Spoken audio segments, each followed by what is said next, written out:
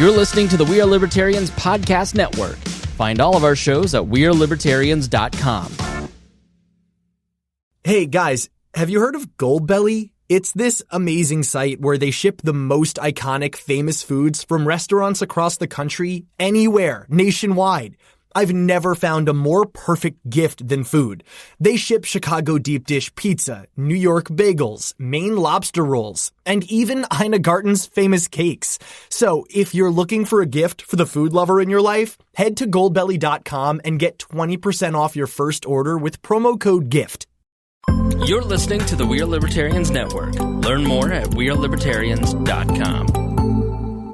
The Boss Hog of Liberty podcast is the latest hit on the We Are Libertarians Network. Each week, Jeremiah Morrill and Dakota Davis explore life in Henry County, Indiana. It's a show about our circle of friends, public officials, and our experiences. 80% observation, life, humor, and 20% politics. Boss Hog of Liberty is the day-to-day happenings of Henry County, Indiana, which is just like your community. Add us on iTunes and sample us today. Dear Leader would want you to. The Johnny Rocket Launchpad is Liberty. Each week we strive to bring you the best guests in talk radio. The Johnny Rocket Launchpad delivers weekly interviews of noteworthy politicians, experts, and activists. The Johnny Rocket Launchpad is bringing the party to the Libertarian Party and launching ideas in your direction. Check us out at johnnyrocketlaunchpad.com. You can hear me, Kurt Nelson, and the beautiful Heather Nixon talk about the ideas of liberty, rock and roll. Hey guys, this is Roger Paxton, and if you're fed up with the government running every single aspect of your life, but you're not listening to the Lava Flow podcast yet, then what's wrong with you? Check us out at thelavaflow.com, or just go back to sucking up to the government. The Lava Flow podcast, striking the root every single episode. It's time to shake up your podcast feed, folks, by subscribing to Lions of Liberty, the only libertarian variety show out there. Spend Mondays with me, Mark Claire, as I feature in-depth interviews with great names in the libertarian community and fun roundtable discussions. Electric Liberty Land with me, Brian McWilliams, every Wednesday, your weekly dose of comedy, culture, and liberty. And Felony Fridays with me, John Odermatt, where I expose injustice in the broken criminal justice system. Find us on iTunes, Stitcher, and at lionsofliberty.com.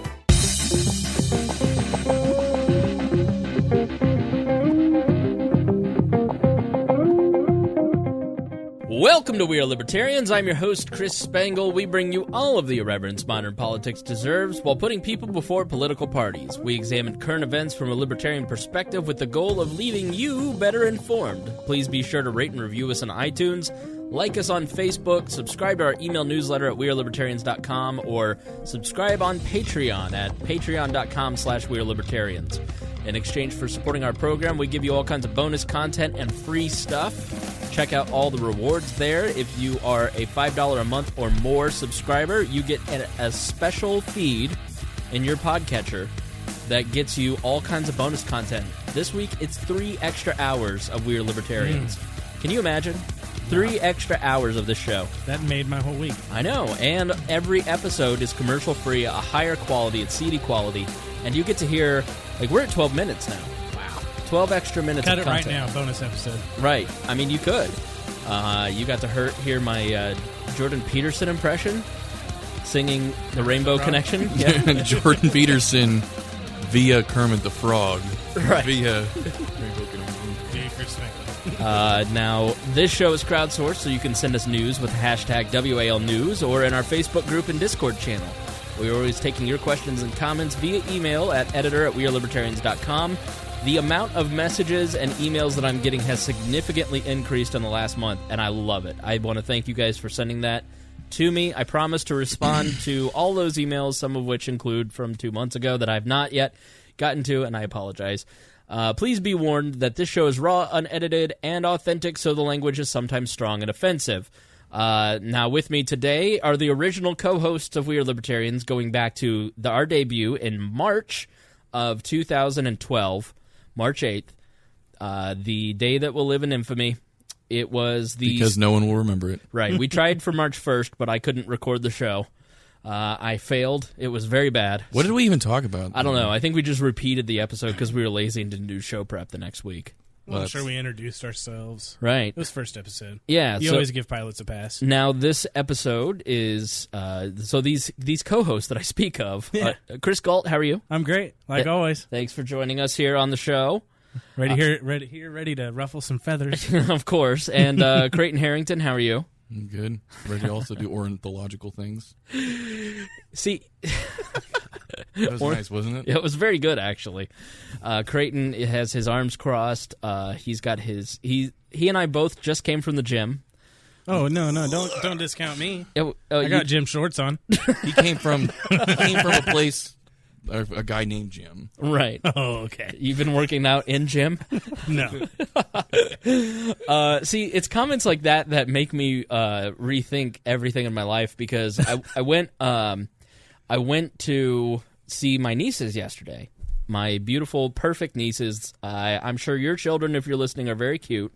The children in your family are wonderful, but I have the most perfect nieces in history, and one of them is 4. Her name is, I won't say her name. And then one of them is almost 2.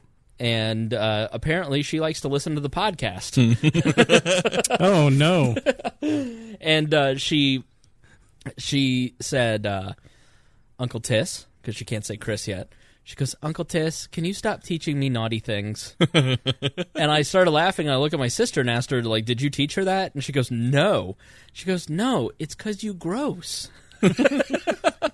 And then my sister said, yeah, she always requests the podcast because she likes to hear you talk. She doesn't understand what's going on. And I go, oh, I'm sorry about all those curse words. My sister goes, yeah, we had to turn off the Aziz Ansari episode, not as much for Lorelei's sake, but because I didn't want to hear about your sex life. I was like, fair, because other than Lorelei, and I said her name, other than my 2 nieces, I just assume those are the only time that you 2 have had sex. Yes, Luke says that puts her to sleep. Yeah, thank you, Luke, you dick. So we are streaming to our special group, Dear Leaders Court, and those people get to watch the show live and make comments. We have a great show tonight. We're going to... I'm excited about this week's shows. Like, I really thought that Tuesday's show was great. If you didn't listen to it, go back. These 2 shows are complementary to each other. We talked about the women's marches and a lot of male reaction to the women's marches and feminism a little bit. And tonight we're going to talk about some of the same. It's continuing in that vein. We're actually going to watch together, the 3 of us plus you, and you listeners at home can hear the BBC Channel 4 Jordan Peterson debate on the gender pay gap, campus protest, and postmodernism, which is the show. What is this woman's name? I forget. I don't remember. Not important. Yeah, but her career's over.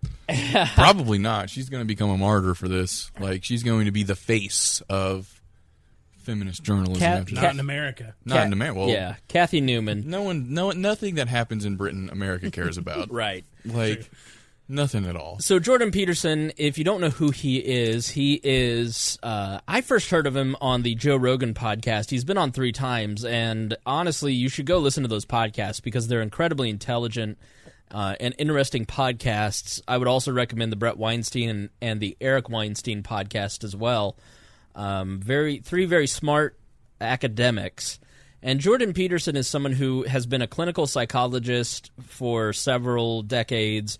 He's a philosopher in many ways.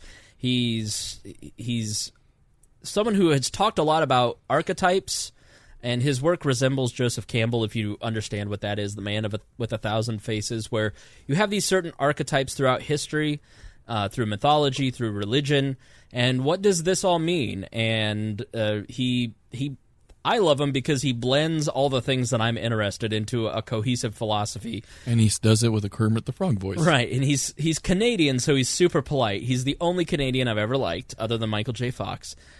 Jordan Peterson's into evolutionary psychology, Christianity. He's basically a libertarian, politics, cultural and media criticism. I just love the guy. I think he's really an interesting person to listen to. And I think he's one of the most dangerous people on the planet today because he does talk about these divisive issues in a super polite way. And so the fact that he's not trying to provoke, like there's this whole industry of people on the right now who are trying to counter the left's provocation. People like Gavin McInnes and Mike Cernovich and Milo Yiannopoulos, people who are offensive to be offensive in an effort to take the Overton window of freedom of speech to its far conclusion. And Jordan Peterson thinks a lot of the same things as those guys, but he does it in such a super sweet way. And such a nice guy. Like, as you listen to this, you'll hear that. Mm-hmm. And I think that's why he's dangerous, is because you can't hang him by his offensive statements like Milo Yiannopoulos, saying feminism is cancer, and that's the only thing that they repeat over and over and over and over and over. And so I think he's really a dangerous person because he's so thoughtful in a polite way. Well, when you're in a debate and you get backed down into a corner, sometimes you just want to lash back out because it's your only way out of that corner. But that's the wrong way to go about it. Really, you? And that's what you, Gault? You. That's what he does great. Is he says, "I know what I know. Nothing that you say is going to change what I know." So I'll just, he says I choose my words very carefully. Yeah. You were telling me, and I think he talks a lot about society and values and the cost of eroding values, and he's. I'll play a video. I'll actually tag it on to the end of the recording because I think it's a really interesting piece of thought about values.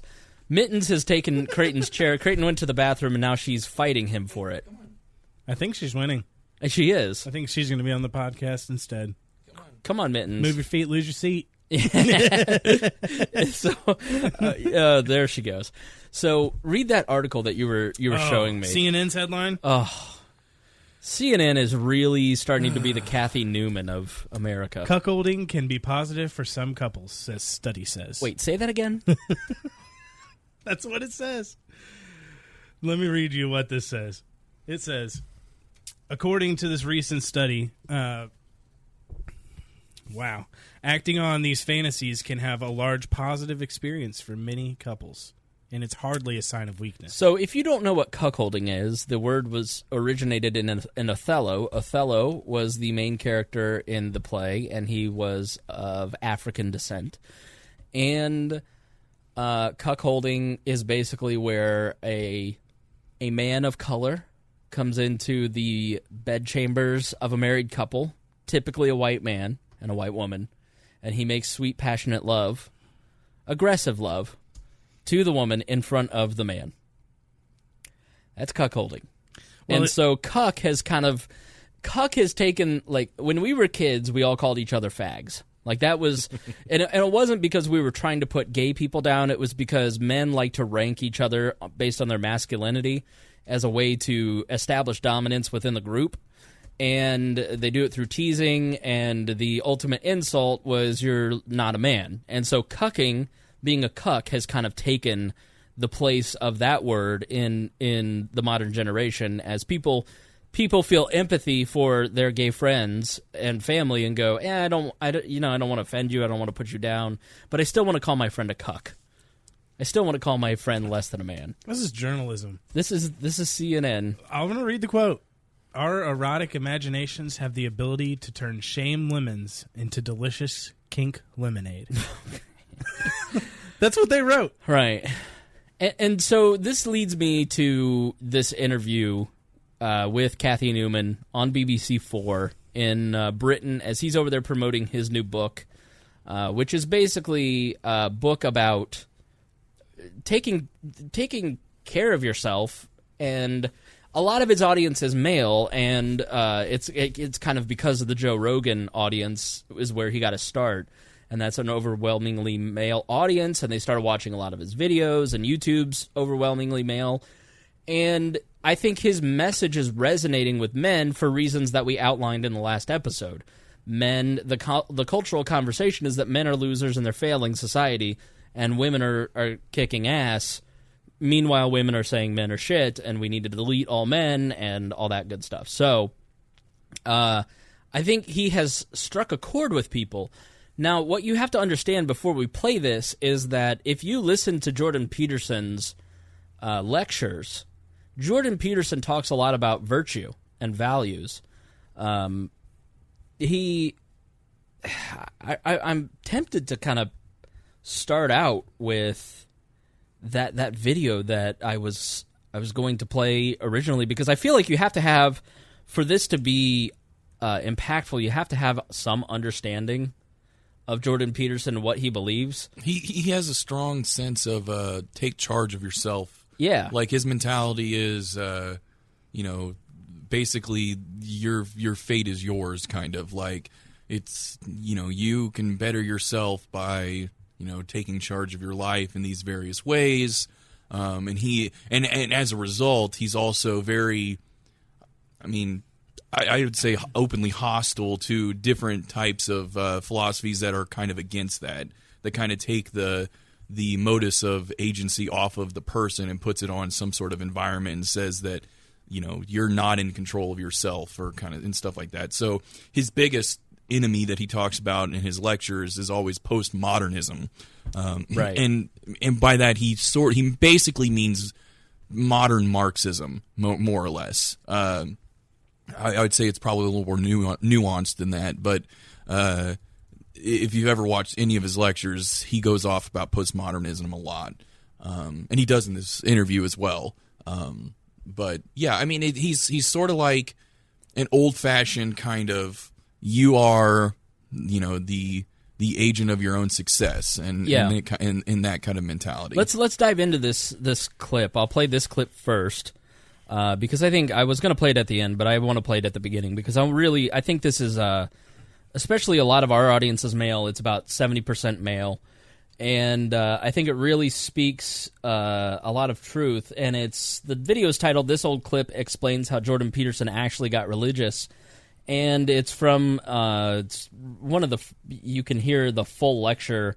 He has a podcast feed, and you can hear it in the first lecture. So this is Jordan Peterson speaking on TVO in Canada. There's evidence throughout history that it's possible for people to be enlightened. And you'd think, since enlightenment is viewed as the medication for vulnerability and death, that everybody would be struggling as hard as they possibly could to be enlightened, if such a state exactly and precisely exists. But you'll notice he sounds exactly like Kermit the Frog. Enlightenment is important.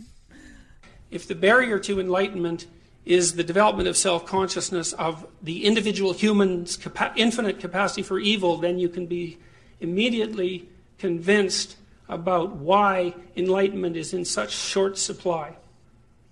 When I finished my first provisional examination of the sorts of motivations that drove people to set up concentration camps and to torture people terribly in those camps, I came to a terrible conclusion.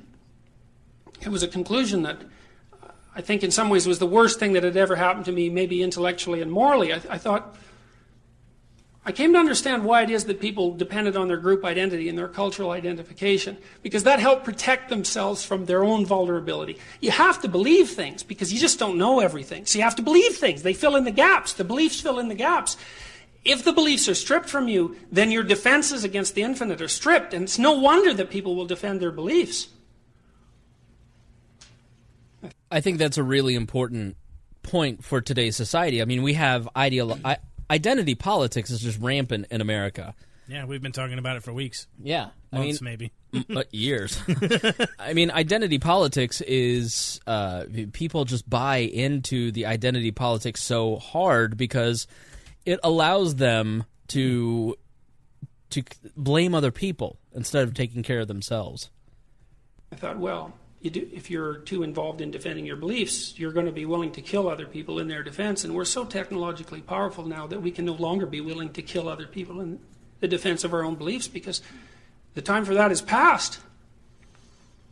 And I realized, well, if you don't stand up for your beliefs, you leave yourself bereft. You're open to the depredations of the infinite. That's equally intolerable. It seems to leave no way out. There is a way out, and I think it's the way out that genuinely religious people have tried to offer humanity for thousands and thousands of years. And the way out of the conundrum posed to you by your reliance on ideological beliefs and your vulnerability in the face of the unknown is the development of a truly integrated and powerful character. And that's individual development. And it means constant confrontation with things you don't understand and constant attempts to ensure that your character is composed of truth and solidity rather than deceit, and to make of yourself something that's built on a rock and not predicated on sand. And the thing is, it's one thing to tell people that because maybe they should take care of themselves. But I don't know if that's enough to tell people because they don't take care of themselves that well. But it's a completely other thing to say, look, every time you make a pathological moral decision, you move the world one step closer to complete annihilation. And I absolutely believe that. I think the historical evidence is crystal clear. And I also think that every time you make an appropriate moral decision and you manifest moral courage in the face of your own vulnerability, then you move the world one step farther from the brink. So I think that's an important point, and I've kind of hit on that at several points over the last few months, and I was inspired by this clip because to me, every time you tweet something, you are, or post something on Facebook, you're contributing to the dialogue of society. I mean, the Release the Memo hashtag was fueled, and I know people want to say that it was fueled by Russian bots. It wasn't. There's been several studies that show that it was just conservatives driving this Release the Memo hashtag. And that has a force in society now. So the words that you put out into the world actually do mean something. So you have the ability to influence society in positive and negative ways. Your personal interactions on a daily basis have an impact in society. And I've thought a lot about this. I was getting an Egg McMuffin the other day. And I typically don't talk to people when I'm in the drive-thru. And I thought, you know what? This woman has a nice coat. I'm going to compliment her on her coat. And when I said, "Hey, you have a nice coat on," her face lit up because it broke the monotony of her day, and it was just like a nice compliment. It cost me nothing, This time, right? Until the next one takes it the wrong way, right. And likewise, anytime I constantly, being a person who says a lot. Gault, back me up on this. Yeah. I'm good at apologizing. And getting apologies. Right. I'm trying to get one right now, too. So the how you deal when you're dealing in the world of ideas and conversation, and my job is putting out into the world thoughts and ideas. There have been a lot of times in the past where I look back and I go, I contributed negatively to people that listen to my words and are influenced by it. And that has an impact. And what's the responsibility that I have sitting in front of a microphone? Like, I look at somebody like Milo Yiannopoulos and I go, okay, I get the point of wanting to provoke for provocation's sake, but at the same time, what's the moral cost to not only society, but also myself and the people that are impacted around me? So I think we have a real duty. Provoking just to provoke it just snowballs that same mentality, that groupthink mentality. Yeah. And it just makes people not have to think. And what's the end of that? What's the conclusion of that? And I think you'll see that in the Cathy Newman debate, where you have somebody who doesn't think because she's relying on groupthink and cliches. Yep. The whole time. And libertarians do it too. Yeah. All the time. And so we're pretty much everyone does it. Yeah, we're not immune to it. So, I think, they're all corrupt. Both sides are corrupt. Both sides are exactly the same. Yeah, you can argue that the end result of Republican and Democrat politics has been kind of the same conclusion, but they're not the same. There's a difference between the left and the right. There's a difference in the right. There's a difference in philosophy and outcomes within the left. It's like there's multiple strains. Where are you rounding your zeros, at the tenths or the hundreds? Right, exactly. If you round it at the one, they're the same thing. Right. I'd say the bigger government. I'd say the biggest difference is priorities. Maybe what they actually can get done and don't get done tends to be similar. Right. But at the end of the day, the left and right have very different priorities. Sure. I mean, that's evident in, like, what did Obama do? Like we said last time I was on here, what did Obama do with all the political capital when they won? Did they gave it to Iran? Did they legalize marijuana? Did they do all this stuff? No, they gave another health care program. Right. Like, their priorities are far different from each other. But yeah, at the end of the day, what they actually get done tends to be within a very similar range of things. Yeah, and also, what is the end result of these ideologies? And I've been reading a book called there's a book, the one that I can think of is Ordinary Men, and it's about the men who went into Poland and basically executed people at the death camps. And there's another book that I've been reading about the guy who ended up running Treblinka, and his path was very simple. I mean, he was somebody who was a police officer, and he was against the Nazis, but then he had to become for the Nazis because he didn't want to get killed. He didn't want his wife to be killed because he saw how evil it was. And it's called Into That Darkness, and I'll read you a status that I posted yesterday because I really started to think about this in terms of the Nasser case, where you see all these women who... 150, probably the most prolific child molester in the 20 and 21st century, maybe of all time that we know of. He couldn't have done it alone.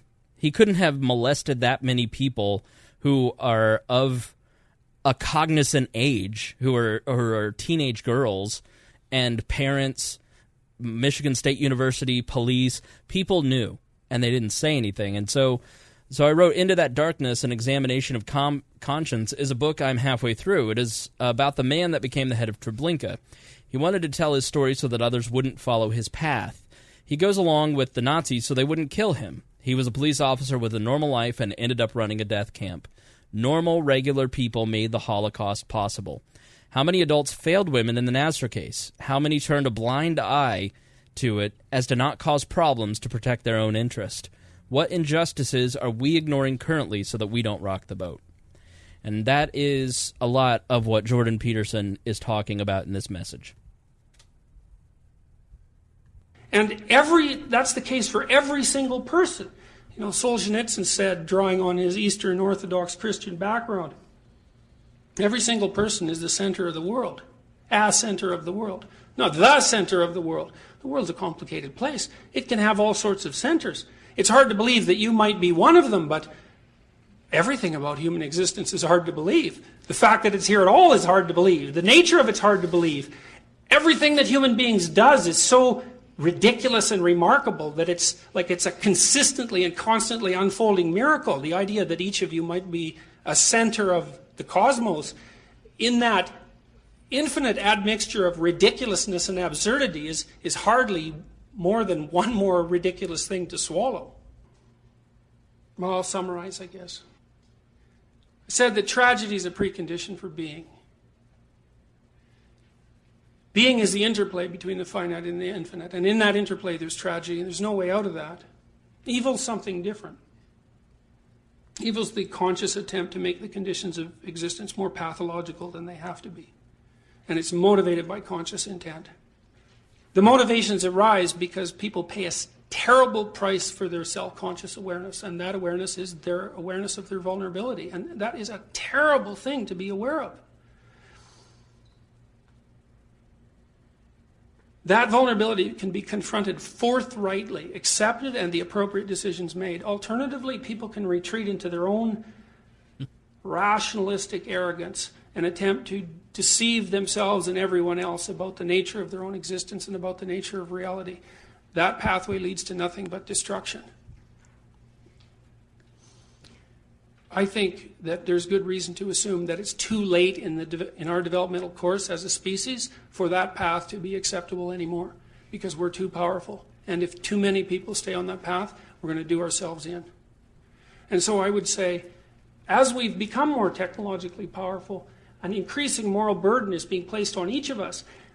It matters to the destiny of the cosmos whether or not you get your moral act straight. And I don't mean that in a trivial way. I believe that that's as close to an empirical fact as anything that can be demonstrated. And I also believe that's as terrifying a thing to consider as anything you could possibly imagine. And maybe it's too much to ask of people. But you know, our great religious traditions do continually remind us that inside every human being there's a spark of divinity. And that idea is a precondition for our entire system of law. There's always the possibility that it's true. And if it's true, it means that there's an infinite avenue of potential that lays open to every single person, and that the ability to transform the terrible conditions of reality into something not only acceptable but worthy of celebration actually lies within our grasp. And the alternative to that is the continual generation of a kind of hell that's so incomprehensibly awful that by any reasonable person's standards, it has to be regarded as something to avoid.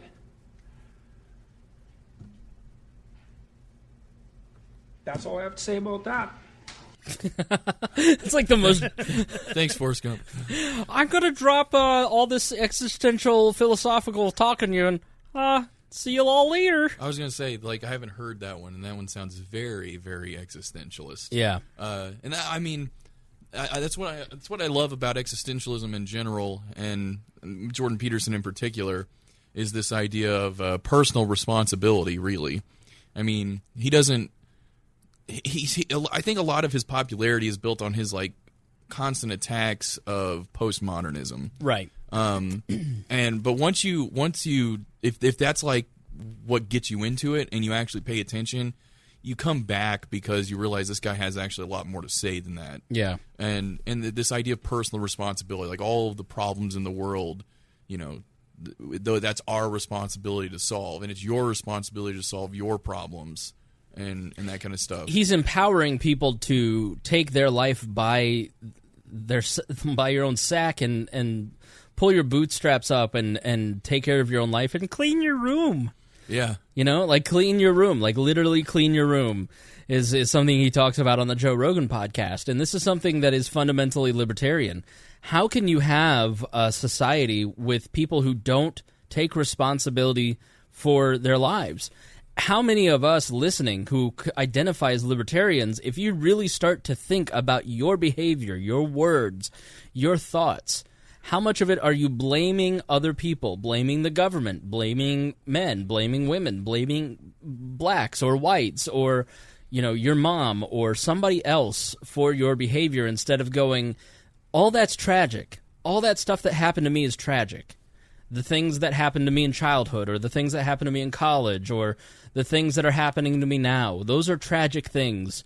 And it's very disappointing that this is how life has gone. But tomorrow doesn't have to be that way. Right. And that is why I think he's resonating with men, is that men feel disempowered and feel beaten up. And he is saying to men, there's still hope. You just have to get your act together. Well, he says in an interview, too, that people are pointing out that men really like this, and I think because it kind of personifies this. It plays into this narrative of men being attacked and women being the attackers, and the rise of women empowerment has been at the cost of male empowerment, and all this this narrative of like the modern women movement, the meninist movement. But he says in the interview itself, which I guess we're going to listen to in a little bit, but he points out that it's not just men that this resonates with, and it doesn't make sense that it would be, because all he's really saying is that your happiness or sadness is your choice. Right. Like you have everything you need to be a better you. Yeah. You just have to put forth the effort. You have to actually try. You have to do things for yourself and don't rely on other people to do it for you. And that whether you're a male or female, that's a powerful message. It basically says that your life is in your hands. Right. And I think that's yes, it does seem to be that it's resonating more with men. But I don't see why maybe that's just because of like you said, the dynamics of YouTube and just who's experienced. But like if the message that he has is heard by a wide swath of people, I would find it hard to believe that it would not resonate with them all, unless you're like a hardcore Marxist or something. Then you just hate him because he doesn't like your political philosophy. He's not somebody. I mean, he's somebody who has had a therapist practice. I mean, he doesn't just treat men. You know, he's treating people of all sexes. I mean, he's sitting there trying to reach out to anybody. He didn't start that talk by saying only the men should listen to this. There's nothing discriminatory about what he's saying. Exactly, because he's saying every single human being on Earth is contributing to society, and it is your moral duty to take care of yourself and to treat others well, because the fate of the cosmos depends on it. Because we have been... The Holocaust didn't happen when we had nuclear weapons. Yeah, it wasn't an accident either. And, you know, the Holocaust happened over a period of 15 years of propaganda and people losing touch with the humanity of a segment of their society. And I talked about at the Women's March how, you know, you had from the stage these voices saying, these people are suffering, and these are the people to blame. It's the Donald Trumps of the world, and all of his followers are to blame for your suffering. And if you were to go to a Tea Party rally, it's the Democrats, and these people are the cause for your suffering. And anytime anybody is trying to scapegoat somebody else, they're manipulating you. And they're trying to get you to detach from your own ability to think and to start trusting them and their message, to stop seeing the empathy of another person and to start seeing them as the enemy, because it's easier to manipulate you when you're the enemy. Libertarians do this with the government. You try at this point to have a conversation with a lot of libertarians about government employees. Well, they're all parasitic, blood-sucking, evil people. No, they're not. They're people who went to college, got a job as a teacher, and then... They're people who got scammed by the system. They're exactly right, because when you're 18, you don't understand life and what it means to be... and I talk to people all the time who work for the government that listen to this show, and they say, what should I do? And I say, listen, it's you probably didn't have an awareness, as you do now, of where your paycheck is coming from. Try to transition out of that. You know, try to do more good in the world. I mean... And that's a rational, thoughtful conversation that you can have with somebody that works in the military or the police. Like in Keene, they started to get Keene, New Hampshire. The Free Talk Live guys started to get people to leave the Keene police force in droves because they started talking to them like people instead of pigs. You know, and that's why I just find the confrontational style of a lot of libertarians, especially of a lot of our anarcho-capitalist black and yellow friends, to not be helpful. It doesn't work. Well, and also a lot of the reason people do this is it simplifies things. It simplifies the discussion. If you're trying to talk to somebody and you don't have to recognize the world as being an extremely complex place with, you know, infinite different nuances that, you know, you just can't wrap your mind around it. And that's just, I'm just talking about like the social dynamics of the world. I'm not even talking about the world itself. There's just like human interaction is super complex, and it's much, in humans we have to categorize things, we have to simplify things, we look for patterns. And when you do that in a social sense, you start putting people in groups. It makes it easier to talk about things. And you forget that everybody really is unique, and everybody has their own motivations, and they all came from different areas. They all came from different perspectives. And when you try and approach it from that way, it's just you get overwhelmed. Right. There's just no way that you could possibly contribute anything if you have to look at the world as it is. So right. you simplify it, but at the same time you get the danger that in simplifying it you lose its essence and you just start playing identity politics. Yeah, you get a Tommy Lauren masquerading as somebody who's intelligent. You know, because she tickles your ears. She makes you feel good. She tells you what you want to hear. She's a pretty face. And she has a pretty face. And so she's somebody that if you watch her Instagram or her, you know, I follow her on Instagram and I see her Snap stories, and she uploads the hits that she does on Hannity. And it's just like the most simplistic, dumb BS that I've ever heard in my life. Like, she's either really a dumb person or she is knowingly playing a part like an actor to basically get a group of people who don't know any different because they've let their own sense of intelligence, morality, empathy slide so far that they have become a stereotype themselves. They've been replaced with group thought. And so conservatives who are supposed to be our allies in individualism have betrayed us. And libertarians, let me tell you this right now, don't do the same thing because we have to lead the future. Because the future with artificial intelligence and the expansion of technology, this is very important. It's going to completely erode the old institutions, the old order that kept us all bound together. The idea of Jeffrey Tucker and a beautiful anarchy, and we can have we can have anarchy because technology will allow for it. That's only going to happen if we allow for it. If we are teaching people that you can make it in society without government, you don't need to cling to this thing. And if you're just beating up on the left and just beating up on the right, then you're not doing humanity a service. We have to be the ones leading the way and leading by example a life of individualism, empathy, and teaching people what it means to live in natural harmony and free markets and spontaneous order. Like these are in peace. These are important things that we have to hold on to and not get drug into the left-right debate. And if we fail at that, then we will end up with a techno state that is not something that we necessarily want to live under. And how many of us are really like, I'm shadow banned on Twitter. There are tweets that I tweet out that nobody sees. I am not an offensive person. I am not somebody that is provoking people. I'm preaching against that. And Twitter, because I have libertarian or I tweet certain things out, considers me a threat. Follow Ron Paul. Right. We are demonetized on YouTube.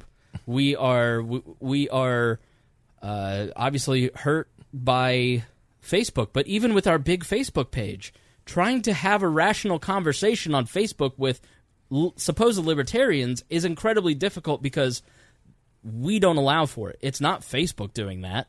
It's us as a society can't handle a thoughtful conversation.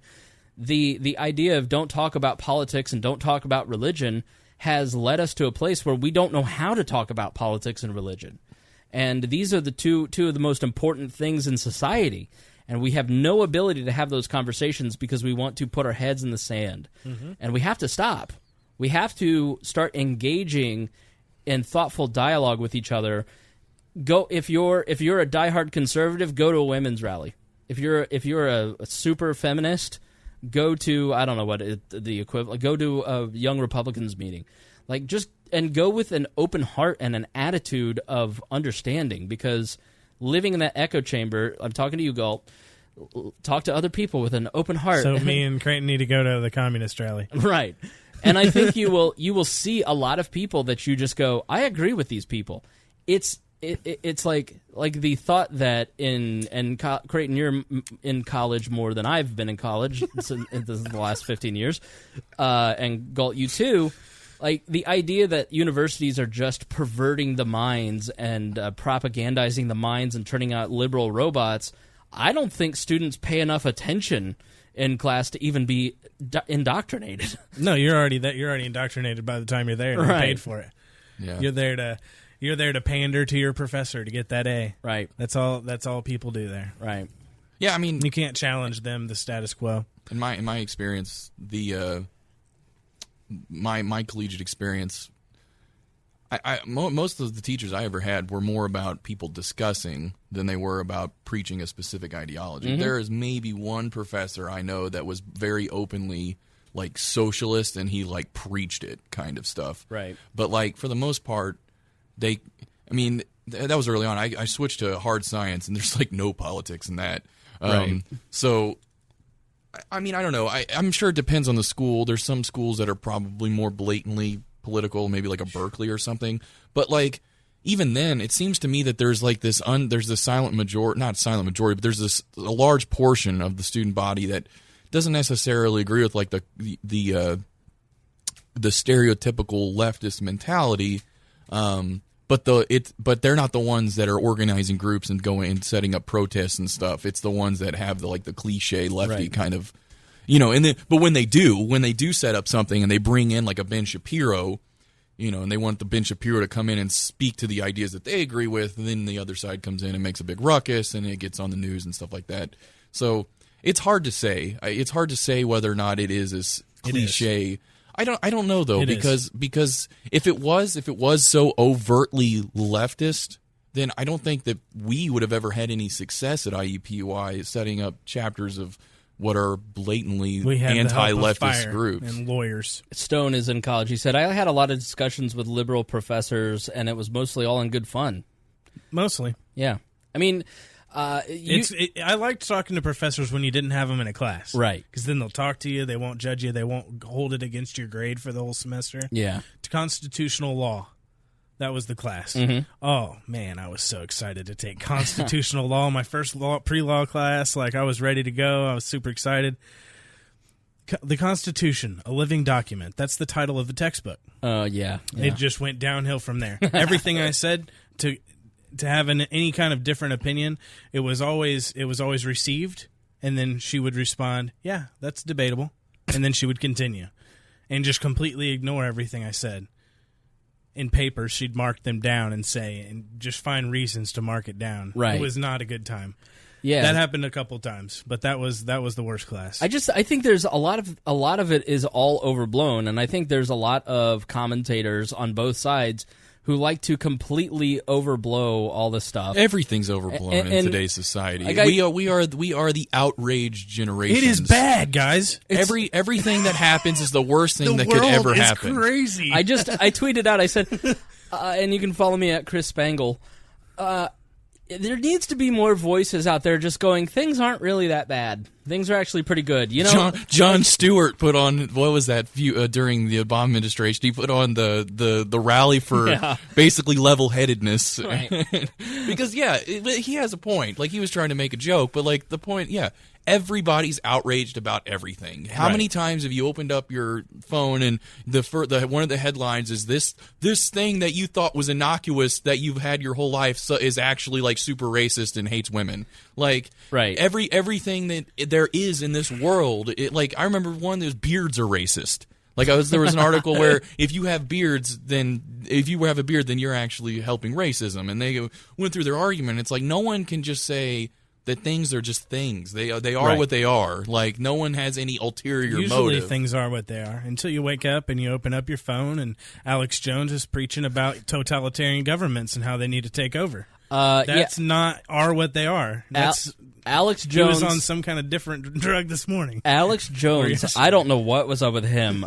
He basically, on his show yesterday, said, listen, things are getting out of control out there. We need to have – basically what Trump needs to do is Trump needs to get the military, go and arrest all the heads of all the security agencies, have basically a coup d'etat, and have the military have a takeover. We need a one-party state, and then we just need to do that temporarily till we figure out what's going on, and then we need to then we'll go back to constitutional government. And I went, how very Roman of him. I go, what am I – is this – Alex Jones? Like, somebody needs to do a documentary on him. Like, doppelgangered. Because, of course, they'll give the government back to the people. Like, it's Caesar. You can trust them. Like, when one of the guys who was, like, led the charge for, transparency and the government is taking over and blah, blah, blah, is now crying the government needs to take over, you go, what has happened to that guy? Yeah. Like, he drank too many juicy juices. Honestly, like, how much fluoride is he getting in his... I mean, maybe fluoride's good. Like, it won't...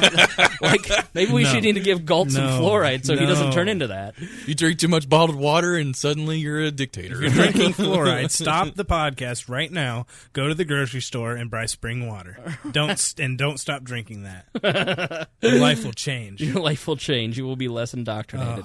You'll be able to think clearly and not have to live off this group mentality that's been driving our society that we're talking about. That's all fueled by fluoride. The whole thing. I know what he's doing. It's not going to work. He's clever. I can tie in anything. I know. Nice try. So let's get to the Cathy Newman interview. with Jordan Peterson. Now, we'll maybe if we get time, we'll play the Milo interview with her because it's equally as ridiculous. But I think there's this whole segment of society, and I think it's like 99% of people who are just like, all of this is ridiculous. Like, how many people are out there cuckolding? It's like I talked about last time. All these conversations are set by writers in New York City and LA and Chicago who write for these blogs, who all read Hunter S. Thompson and wanted to be Carrie Bradshaw when they grew up, and basically write for these clickbait mills that set Bloomberg. Say racist, 97% of all alt-right. So now, stop. This has been a good show. It is. Without you doing that. What? You know what you're doing. So anyways, they basically set the conversation, and the rest of the world goes, wow, is everybody really out there cuckolding? No! Nobody's cuckolding. They found one couple that is willing to be interviewed and admit that they're sexual freaks. Like, right. I'm sorry, you're a freak if you're into that. If you can go find any fetish, and there's going to be like a handful of people in the world that are like, yeah. But like everybody else is normal.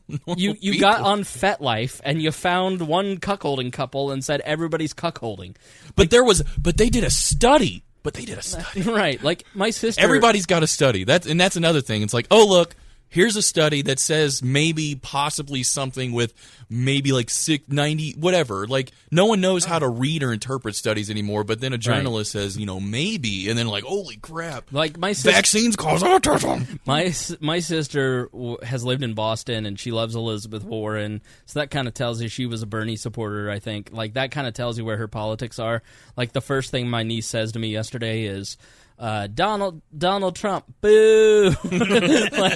And she goes, why don't we like Donald Trump? She goes, because he lies. And I was like, you're right. He lies a lot. And she goes, that's bad. I go, I know. I can't argue with you. There's nothing good about the man.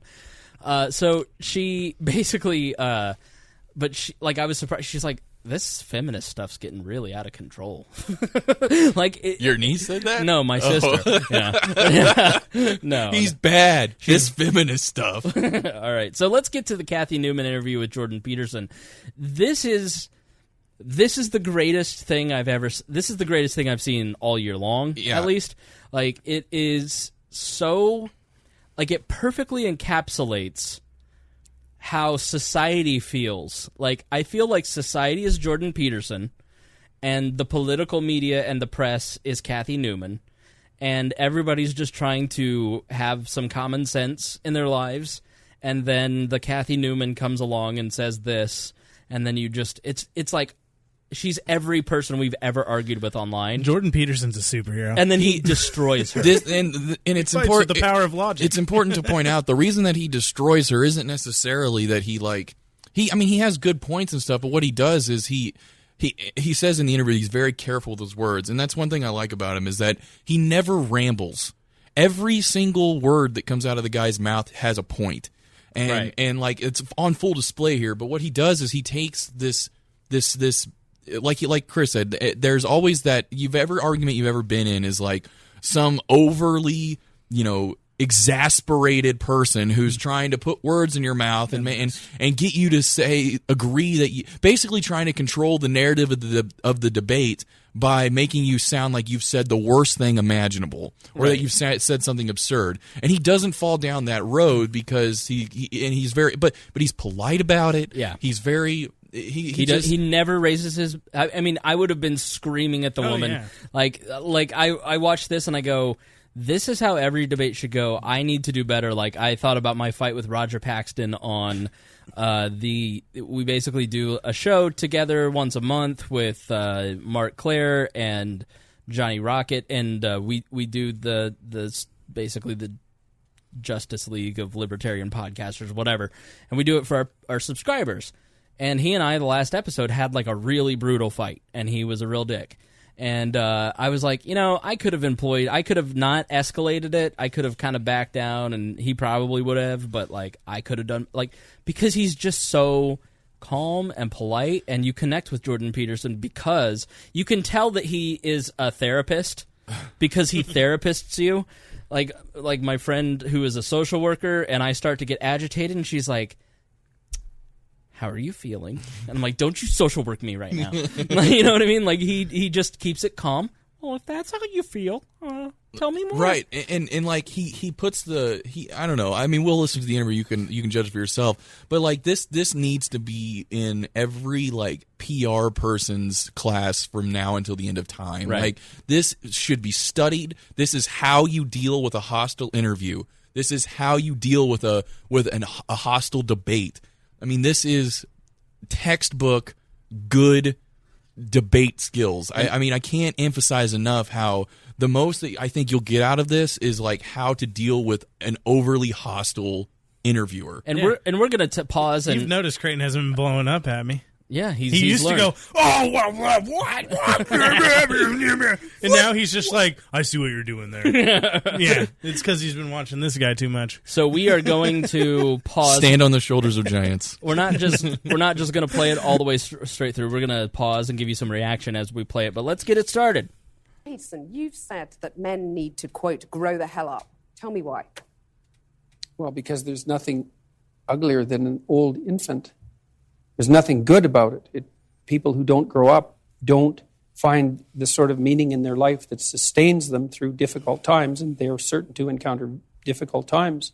And they're left bitter and resentful and without purpose and adrift and hostile and resentful and vengeful and arrogant and deceitful and of no use to themselves and of no use to anyone else and no partner for a woman, and there's nothing in it that's good. So you say hate speech.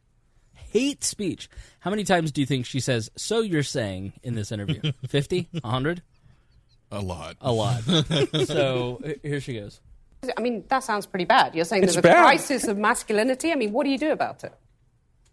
You help people understand why it's necessary and important for them to grow up and adopt responsibility, why that isn't a shake your finger and get your act together sort of thing, why it's more like a delineation of the kind of destiny that makes life worth living. I've been telling young men, but it's not. I wasn't specifically aiming this message at young men to begin with. It just kind of turned out that way. And it's mostly, you admit, it's mostly men listening. I mean, 90% of your audiences are men. Well, it's right? about 80% on YouTube, YouTube is a male domain primarily. So it's hard to tell how much of it is because YouTube is male and how much of it is because of what I'm saying. But what I've been telling young men is that there's an actual reason why they need to grow up, which is that they have something to offer. You know, that people have within them this capacity to set the world straight, and that's necessary to manifest in the world, and that also doing so is where you find the meaning that sustains you in life. So what's gone wrong then? Oh, God, all sorts of things have gone wrong. I don't think that young men hear words of encouragement. Some of them never in their entire lives, as far as I can tell. That's what they tell me. And the fact that the words that I've been speaking, the YouTube lectures that I've done and put online, for example, have had such a dramatic impact is an indication that young men are starving for this sort of message, because, like, why in the world would they have to derive it from a lecture on YouTube? You know, they're not being taught that it's important to develop yourself. But does it bother you that your audience is predominantly male? Isn't that a bit divisive? He like literally at this point, as she's saying that, he shakes his head like, what? She didn't even hear anything he said, and she then repeated the same question. She's trying to lead. She's trying to lead the interview down the path of the cliche path that is, you know, that's going to hit on all the talking points that she wants to talk about. What she really wants is a fight, because that's good TV. And she wants him to basically, she wants to get him to say that having, or at least trying to defend the male, the overly male audience as being, you know, this good thing, and rather than him just saying that's just what it is. So she's trying to get him to be this voice of like male dominance, right? And he's like right here you can already kind of smell that she's saying, you know, isn't the fact that it's mostly men divisive in and of itself? Like, isn't it the fact that it's not diverse for diversity's sake bad? And Right. he doesn't. He's clear. He knows what's about to happen. He does not let it go down that road. He Right. does this the whole interview. Yeah. Like, he knows what she's trying to do, and he has the perfect response to prevent that from happening, and at the same time make you really think about what he's saying. It's.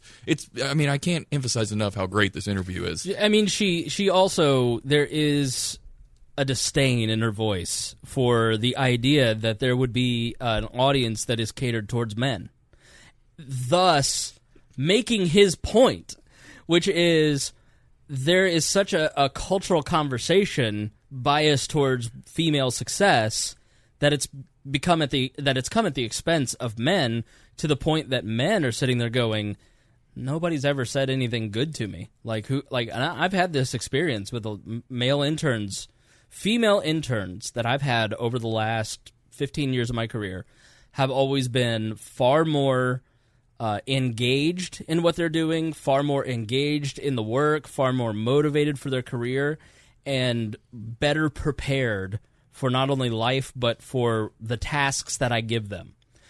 The top 5 interns have all been female that I've had.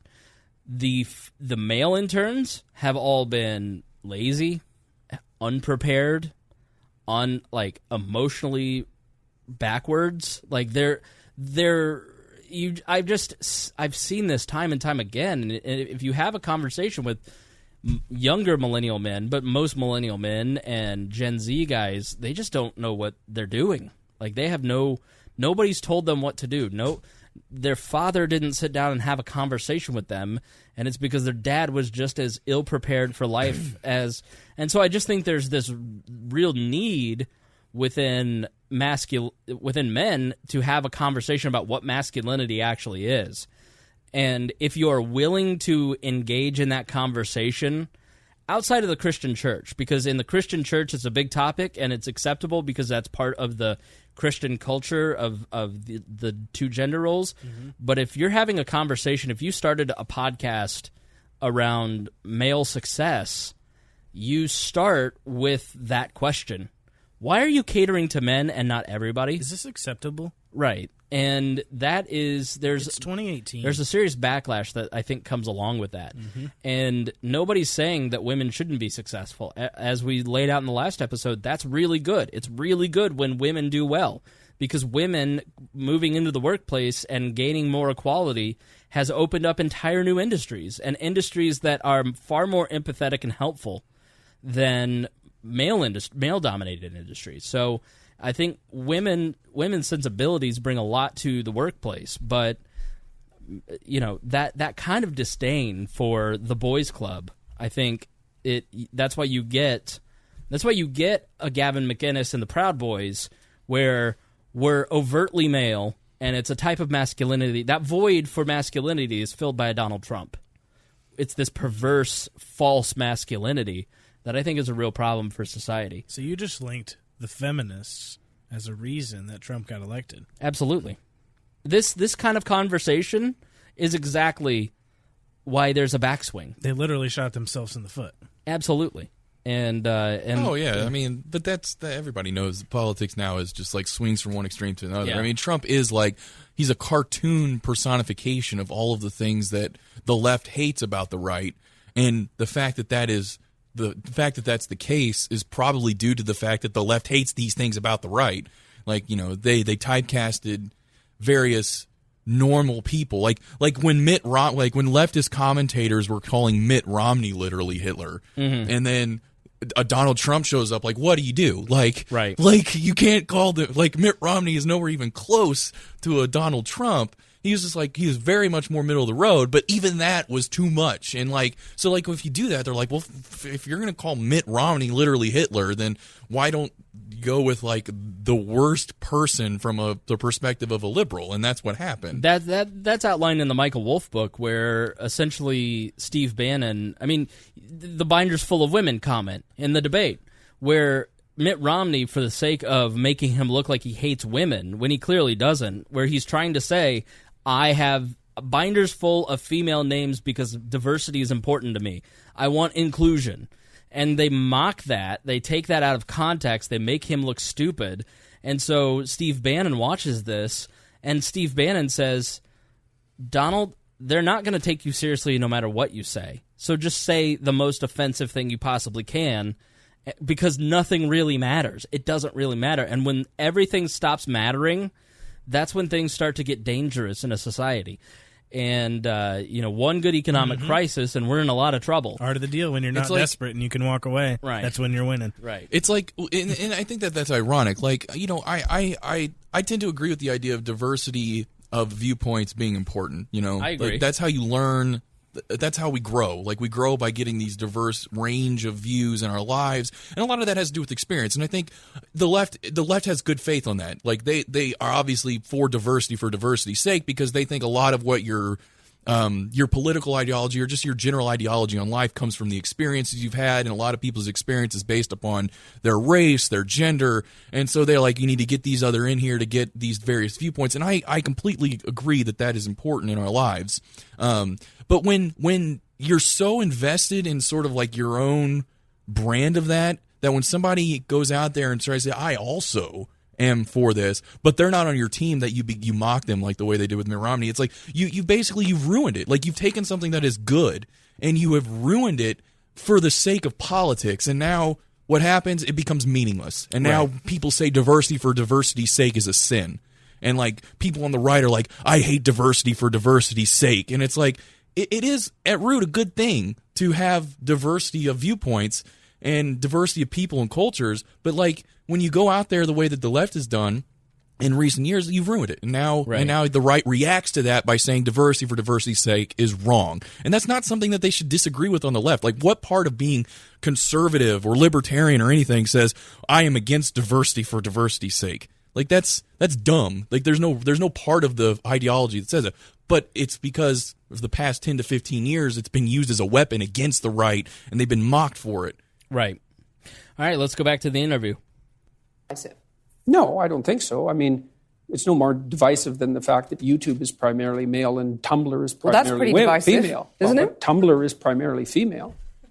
But you're just saying that's the way it is. Well, I'm not saying anything. How could it's you? just an observation that's the way it is. That's the best line. There's plenty of that's women one of the that best are watching. lines in the whole interview. He's like, well, I'm not saying anything. It's just an observation about the world. Right. like, I'm just telling you I'm just telling you what's going on.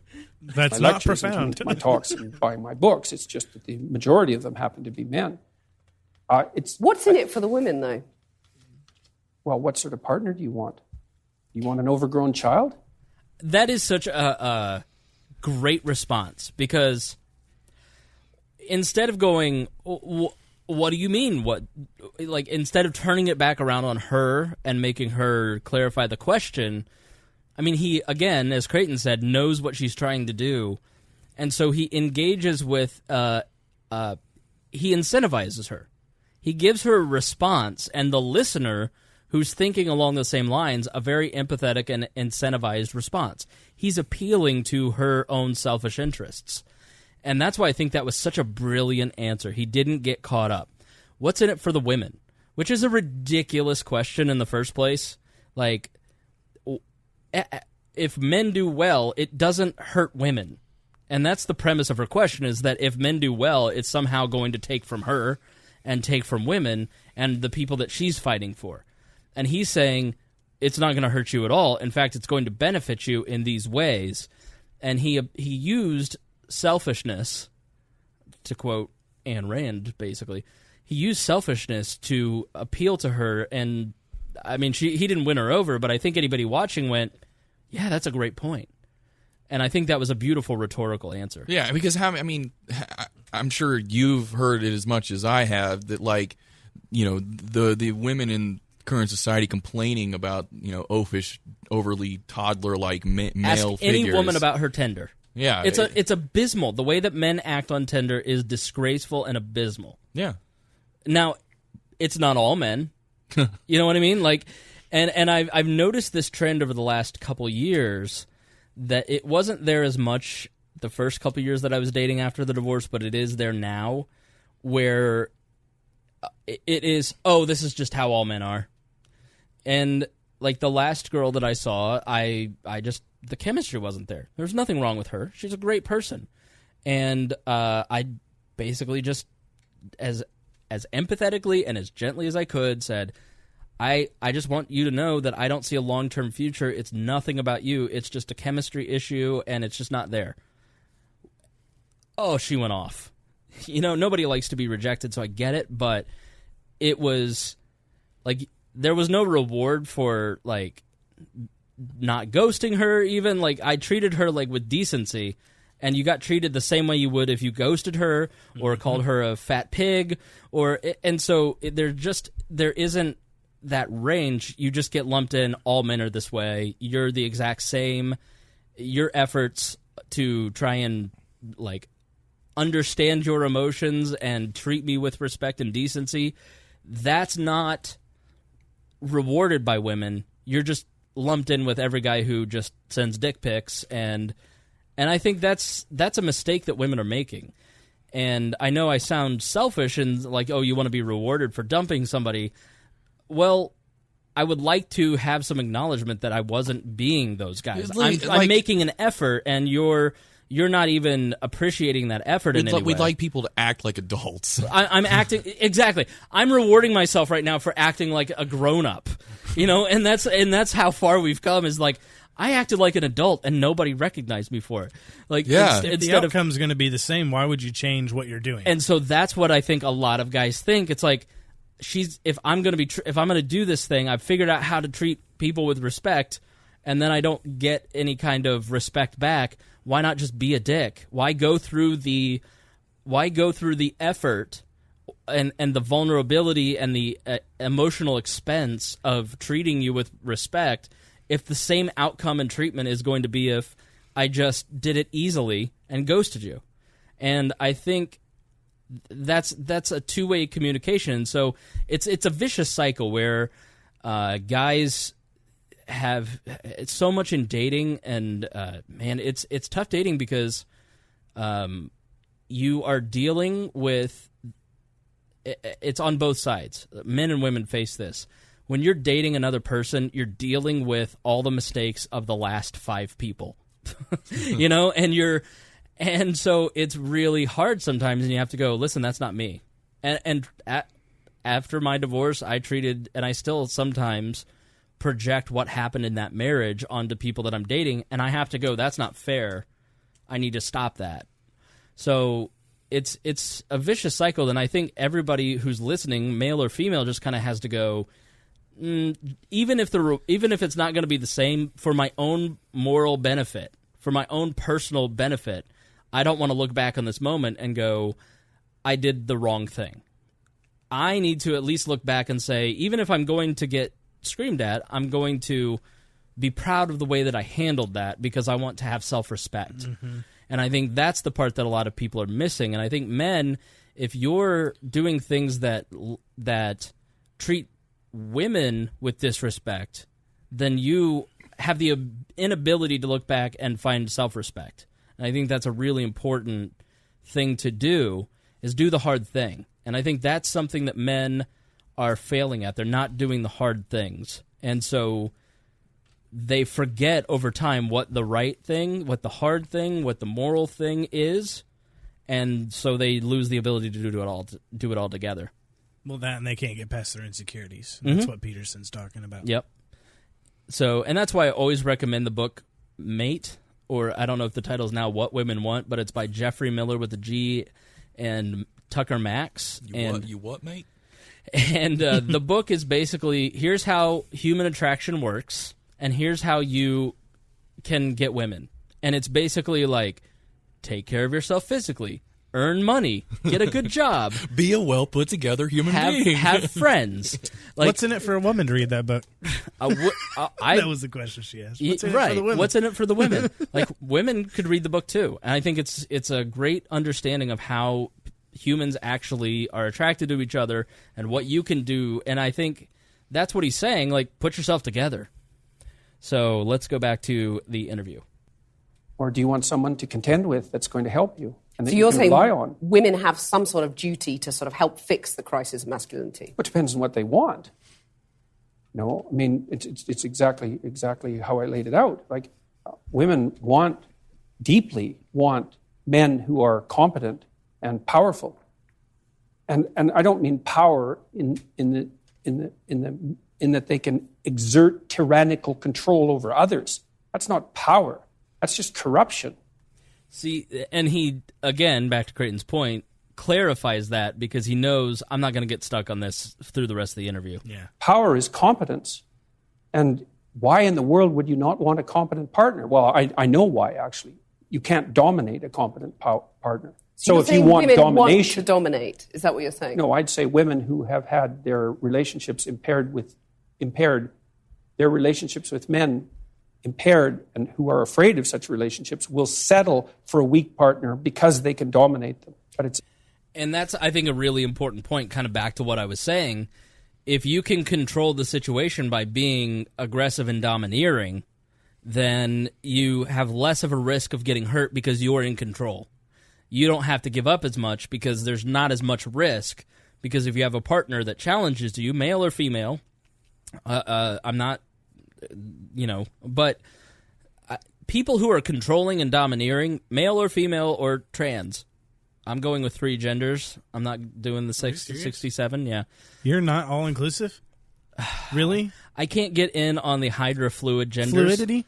What about like the people who identify their gender as water? Like Wolfkin and they're building they're a building or something? I just can't get, I'm sorry. I'm respectful, but I just can't get on the 970. There's one gender where you closely identify with the gender of what you think you might identify with, but you're not that gender.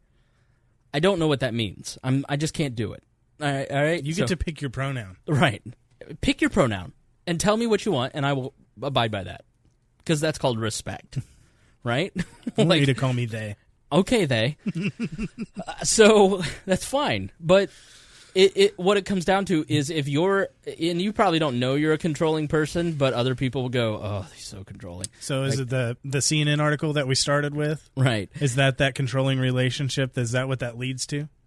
I mean, people do all sorts of weird things to be accepted. But he's talking to about a female-dominated relationship I don't know because of a weak partner. I don't think that's exactly what I don't think we're going that route. I don't think he means like sexual dominance. I think he means like a relationship but where aren't they the same thing? Well, maybe, but you're kind of going into two different worlds. I think what he's talking about is a healthy relationship is between two people who are challenging each other. They are both give and take off of each other, and if there is only one person doing that, and the other person is just basically like Jerry from Rick and Morty, then it's not going to be successful. Yeah, and that's what he's talking about. It's about relationships. Right. Relationships don't count sex. Yeah, I think men have in a lot of relationships checked out. So, all right, let's get back to the interview before Gault does what Gault does. It's a suboptimal solution. Do you think that's what a lot of women are doing? I think there's a substantial minority of women who do that. And I think it's very bad for them. They're very unhappy. It's very bad for their partners, although the partners get the advantage of not having to take any responsibility. But what gives you the right to say that? Stone Aldridge in the chat said, I'm an Apache attack helicopter. My pronouns are boom and bang. Okay. Now that's a gender I can get behind. Okay. This is how women want their relationships, those women. I mean, you're making these vast generalizations. Who's making the vast generalizations? Honestly, listen to this and go, which one of the two of them are vastly generalizing? I'm a clinical psychologist. Right, so you're saying you've done your research and women are unhappy. I want to go back because he just owns her with his credentials. Those women. I mean, you're making these vast generalizations. I'm a clinical psychologist. Right, so you're saying you've done your research and women are unhappy dominating men. I didn't say they were unhappy dominating men. I said it was a bad long-term solution. Okay, you said it was making them miserable. Thing. Yes, it is. And it depends on the time frame. I mean, there's intense pleasure in momentary domination. That's why people do it all the time. Yeah. But it's no formula for a successful long-term relationship. That's reciprocal. Reference to sexual Any domination. long-term relationship is reciprocal. Gault. Oh, now he virtually is, by but definition. not the question before. So, let me put a quote to you from the book, where you say there are whole disciplines in universities forthrightly hostile towards men. These are the areas of study dominated by the postmodern neo-Marxist claim that Western culture in particular is an oppressive structure created by white men to dominate and exclude women. But then I want to put minorities too dominate. Okay, sure. But I want to put to you that here in the UK, I love that moment so much because so many times you see authors, they put stuff in a book, but then when they're in an interview and they're called out on that, they like kind of fold and backtrack it a little bit. He doesn't. Not only does he not backtrack, he goes minorities too. He gives them the rest of the. He's literally giving her extra ammunition against his right. Like wait, you didn't get the attack right. It's actually this. Example. Let's take that as an example. The gender pay gap stands at just over 9%. Oh, boy. You've got women at the BBC recently saying that the broadcaster is illegally paying them less than men to do the same job. You've got only... Now, let me say something about the BBC, because the top female presenter, as they call them, is making about $500,000. The top male presenter is Chris Evans, who's making £2.5 million, or whatever their money is now. And the reality is that Chris Evans, his ratings are like 5 times higher than hers, like 6 times. I mean, so he is a bigger draw of media, and in media, if you can get people to listen to you, then you are a draw, and you get paid more.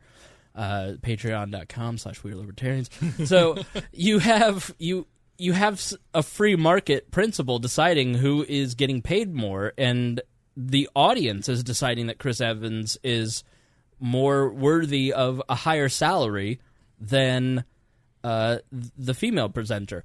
Same with Mark Wahlberg. He asked for $1.5 million to do reshoots for the Kevin Spacey movie that they had to redo the shoots. Michelle Williams said, because of the Kevin Spacey thing, I'll do it for free. And they paid her scale. Now everybody's up in arms that it's some sort of racist, it's bigotry. Well, he asked for it. You said you'd do it for free, and plus, I couldn't pick Michelle Williams out of a lineup except for like the singer, the Miss America one. Wait, is this the girl from Girls and Get Out? No, she's from Dawson's Creek, I think. Are you sure? I think Michelle Williams, is Brian Williams' daughter. No. That's Allison Williams. Allison Williams. Okay. She's the one. Who, I know you're talking about Michelle. I know you're talking about. She's blonde. Yeah. And Mark Wahlberg is somebody that I know. I'll go see Dad's Club 2 or Stepdads 2 or whatever that movie is because I like Mark Wahlberg. I like Donnie Wahlberg better, but you're the second person that said that to me in the past week, and I don't know how you can say that. So how could you not think Mark Wahlberg is the best after The Happening? I don't know. Donnie Wahlberg is great on Blue Bloods. It's my favorite TV show. Here we go. 7 women running the top FTSE 100 companies. Yeah. So it seems to a lot of women that they're still being dominated and excluded, to quote your words back to you. It does seem that way, but multivariate analysis of the pay gap indicate that it doesn't exist.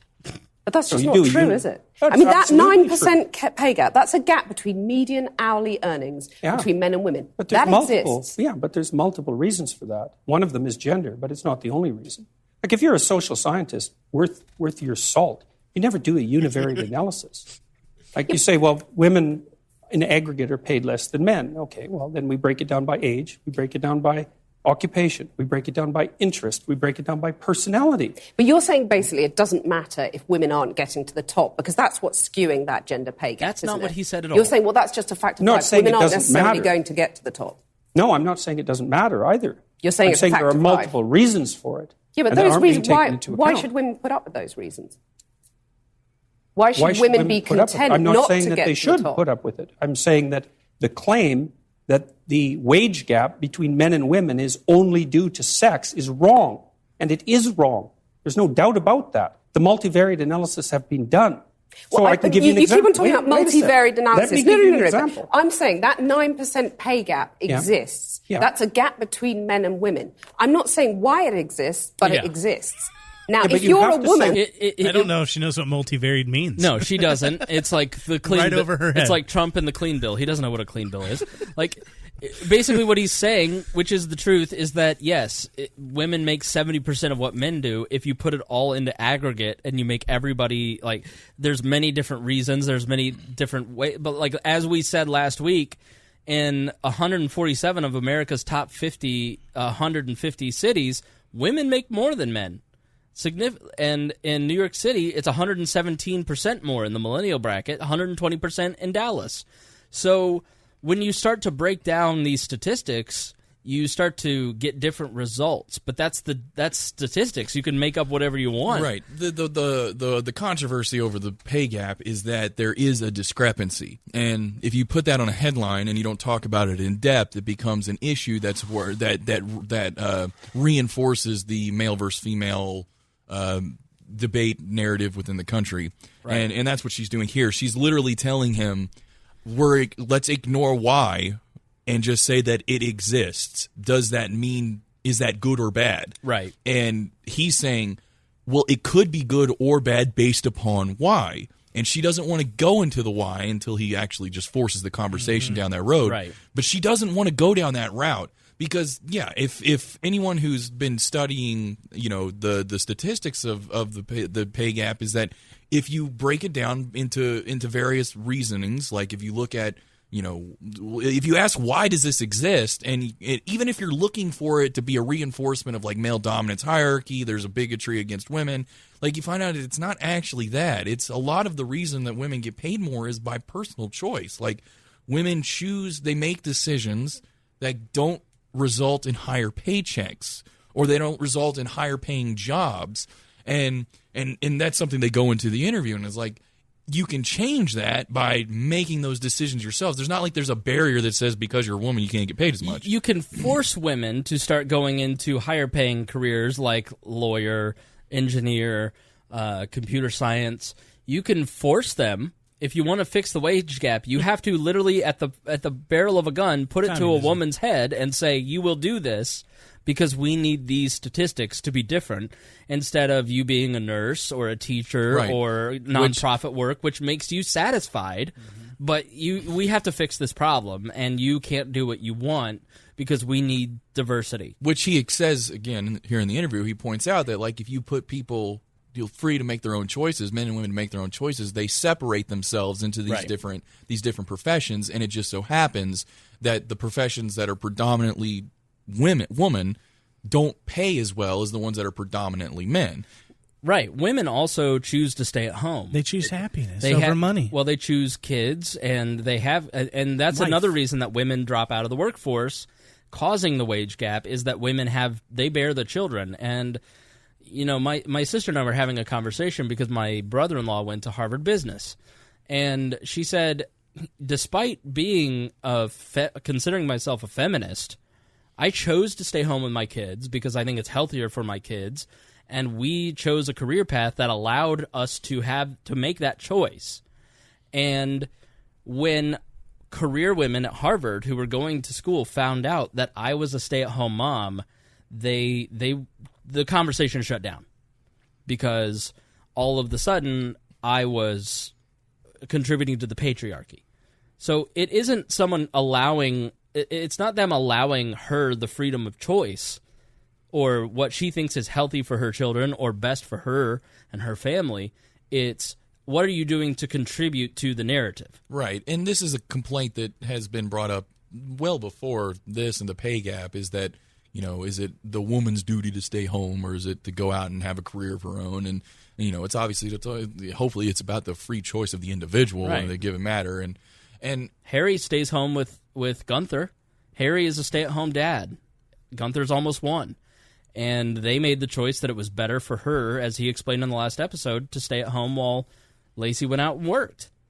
Like, this is what individualism does. It allows people to make choices that are best for them as opposed to what is best for a political narrative. Right. So, let's get back to the interview. And that seems pretty unfair. You have to say why it exists. But do you agree that it's unfair? If you're a woman... Not necessarily. And on average you're getting paid 9% less than a man, that's not fair, is it? It depends on why it's happening. I can give you an example. Okay. There's a personality trait known as agreeableness. Agreeable people are compassionate and polite. And agreeable people get paid less than less agreeable people for the same job. Women are more agreeable than men. Again, a vast generalization. Some women are not more agreeable than men. Yes, that's true, but that's right. And some women get paid more than men.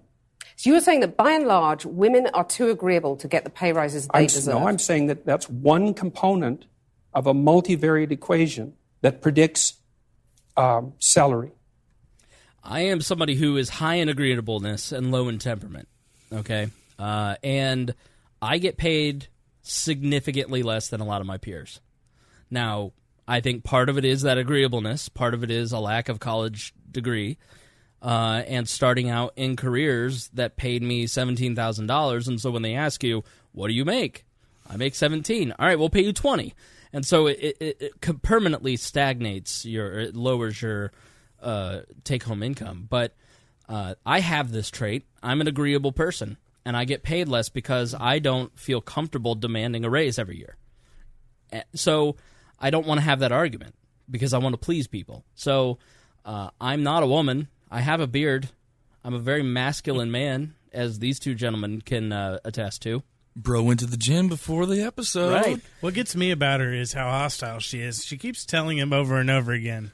She keeps telling him. And he's the expert on her show. Mm-hmm. Journalism used to be you ask the expert the questions. Let him, yeah. You know, the expert knows. You ask questions. That's why I think she just keeps telling him over and over again what he thinks. Yeah, that's why I think Rogan has taken off and is such an influential broadcaster now, where Mel Gibson just did an interview with him. He didn't even really talk. He just wanted to get an issue out on stem cells and went on Rogan. He didn't go on CNN. He went on Joe Rogan because he knows if he goes to CNN, he's going to have to talk about the Jew thing. You know, whereas Rogan's going to give him an hour where he's going to get the chance to talk about something else as opposed to trying to fit the political correct narrative. Like, what he did was wrong. Like, I'm not sticking up for him, but he shouldn't have to, like, start every interview explaining that when he wants to talk about something else. Yeah. You know, and I think Rogan is somebody that is why Jordan Peterson is popular, is because he lets him talk. You know, so he's also introducing complexity to TV news, and I've often said that if you're watching TV news, you're having your intelligence insulted. If that is where you get the majority of your news, stop. Like, if you are depending on TV news to keep you informed, you're being propagandized. You're not being informed. And TV news does not lend itself. It gives you 3 minutes at most. This is extraordinary. This is 29 minutes long. Like, that's extraordinary. I learned a lot from this video. And they only talk about, go over, 3 topics in the whole thing. Right. So it's just really not a format that lends itself to complex discussion, so everything is super simplistic. Mm-hmm. Like, Chris Cuomo is the poster child for TV news. He is literally an ape in a suit. Like, he is a dumb person. Like, if you want to understand how stupid, like, what is the end result of TV news? It's Chris Cuomo. It is literally somebody grunting, going, good, good, bad, bad. Like, he's just a hardball. He's literally, like, I don't know how his brother and his dad were so smart, and he is so dumb. He's literally an idiot. It accounts for maybe 5% of the variance, something like that. So surely you the need answer... you need about another 18 factors, one of which is gender. And there is prejudice, there's no doubt about that, but it accounts for a much smaller proportion of the variance in the pay gap than the radical feminists claim. Okay, so rather than denying the pay gap exists, which is what you did at the beginning of this conversation, shouldn't you say to women, rather than being agreeable and not asking for a pay rise, go and ask for a pay rise? Make yourself disagreeable with your boss. Oh, definitely, there's that. But I also didn't deny it existed. I denied it existed because of gender. Okay. See, because I'm very, very, very careful with my words. So the pay gap exists, you accept that, but you're saying... I mean, the pay gap between men and women exists. But you're saying it's not because of gender, it's because women are too agreeable to ask for pay rises. So it's one of the reasons. Okay, one of the reasons. So why not get them to ask for a pay rise? I've done that proceeding? many, many times in my career. And they just I've counseled. Oh, they do it all the time. So one of the things that you do as a clinical psychologist is assertiveness training. So you might say, often you treat people for anxiety. You treat them for depression. And maybe the next most common category after that would be assertiveness training. And so I've had many, many women, extraordinarily competent women, in my clinical and consulting practice. And we put together strategies for their career development that involve continual pushing, competing for higher wages, and often tripled their wages within a 5-year period. Teaching them how to negotiate. That? Of course. So do you agree that you would be happy if that pay gap was eliminated completely? Because that's all the radical feminists are saying. It would depend on how it was eradicated and how the disappearance of it was measured. And you're saying if it's at the cost of men, that's a problem? Oh, there's all sorts of things that it could be at the cost of. It could even be at the cost of women's own interests. So, because they might not be happy if they get equal pay. No, because it might interfere with other things that are causing the pay gap that women are choosing to do. Like having children. Well, or choosing careers that actually happen to be paid less, which women do a lot of. But why shouldn't women have the right to choose not to have children, or the right to choose those demanding careers? They do. They can. Yeah, that's fine. But you're saying that makes them unhappy, by and large. I'm saying that no, I'm not saying that. I actually haven't said that so far. You're saying it makes them miserable. No, I said that what was making them miserable was having weak partners. Totally different. That makes argument. them miserable. Right. I would say that many women around the age of, I would say between 28 and 32, have a career family crisis that they have to deal with. And I think that's partly because of the foreshortened time frame that women have to contend with. Like, women have to get the major pieces of their life put together faster than men, which is also partly why men aren't under so much pressure to grow up. So because for the typical woman, she has to have her career and family in order pretty much by the time she's 35.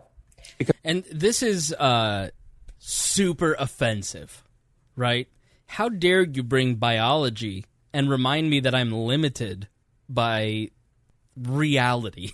Like, it's true. I mean, the majority, that's why I just think she's so, people like her and her are so outside of the realm of reality that people can't take it seriously. So when somebody says, yeah, a lot of women between 28 and 32 go, oh, clock's ticking. I'm out of my adolescent phase. I'm out of my college phase. I'm established at work. I've met somebody.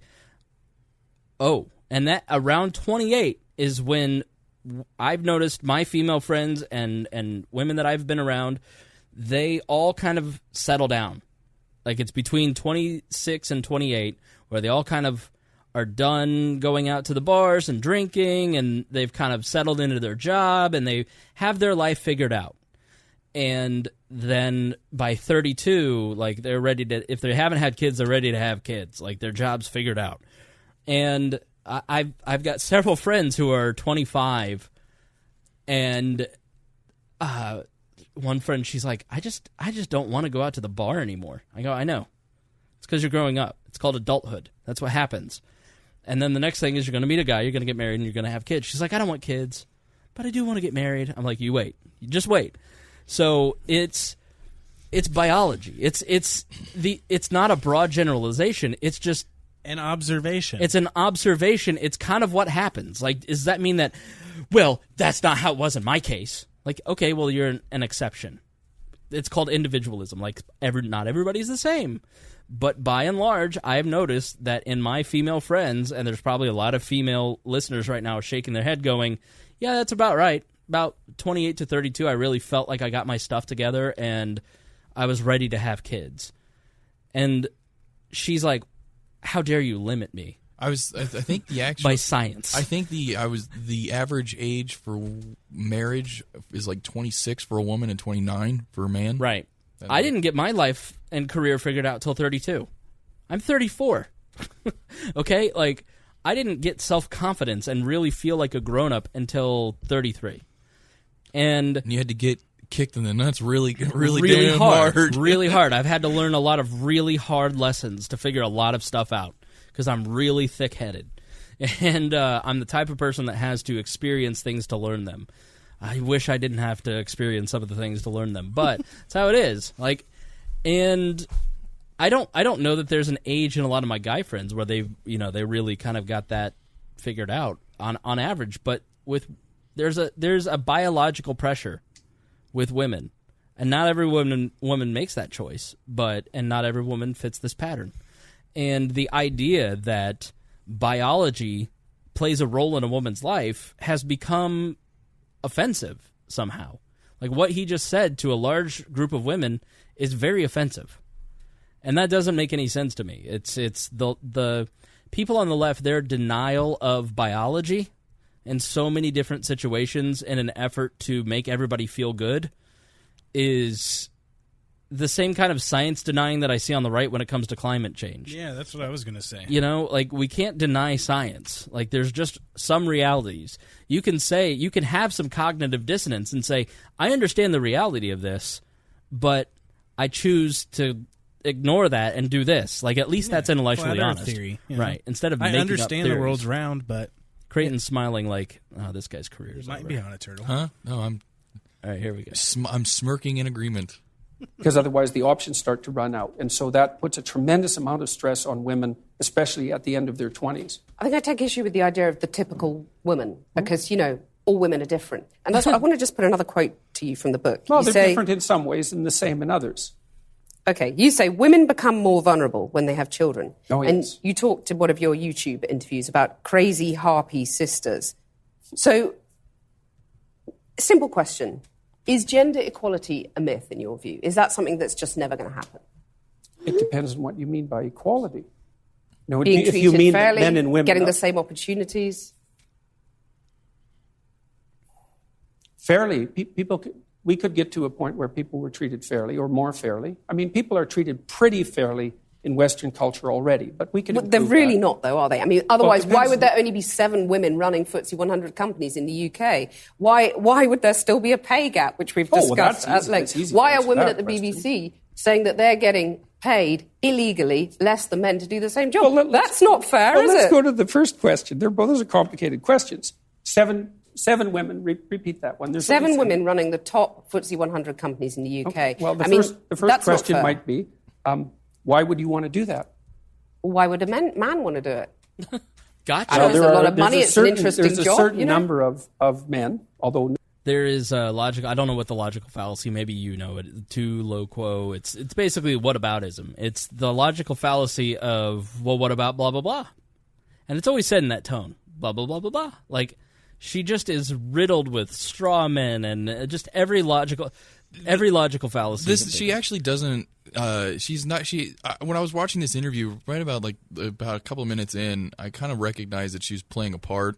Right. And I didn't get all huffed and puffed by everything that she said. Like, a lot of the people in, like, my Facebook feed were, like, freaking out. Like, they'd post quotes that she said and get all, like, you could tell they were screaming at their screen. Like, right about 2 minutes in, I was like, all right, she's playing a part. She's being the typical kind of... She's doing what the college taught her to do. And like, at that point, I was just like, yeah, bless your heart. Not that many who are perfectly willing to sacrifice virtually all of their life to the pursuit of a high-end career. So they'll work. These are men that are very intelligent.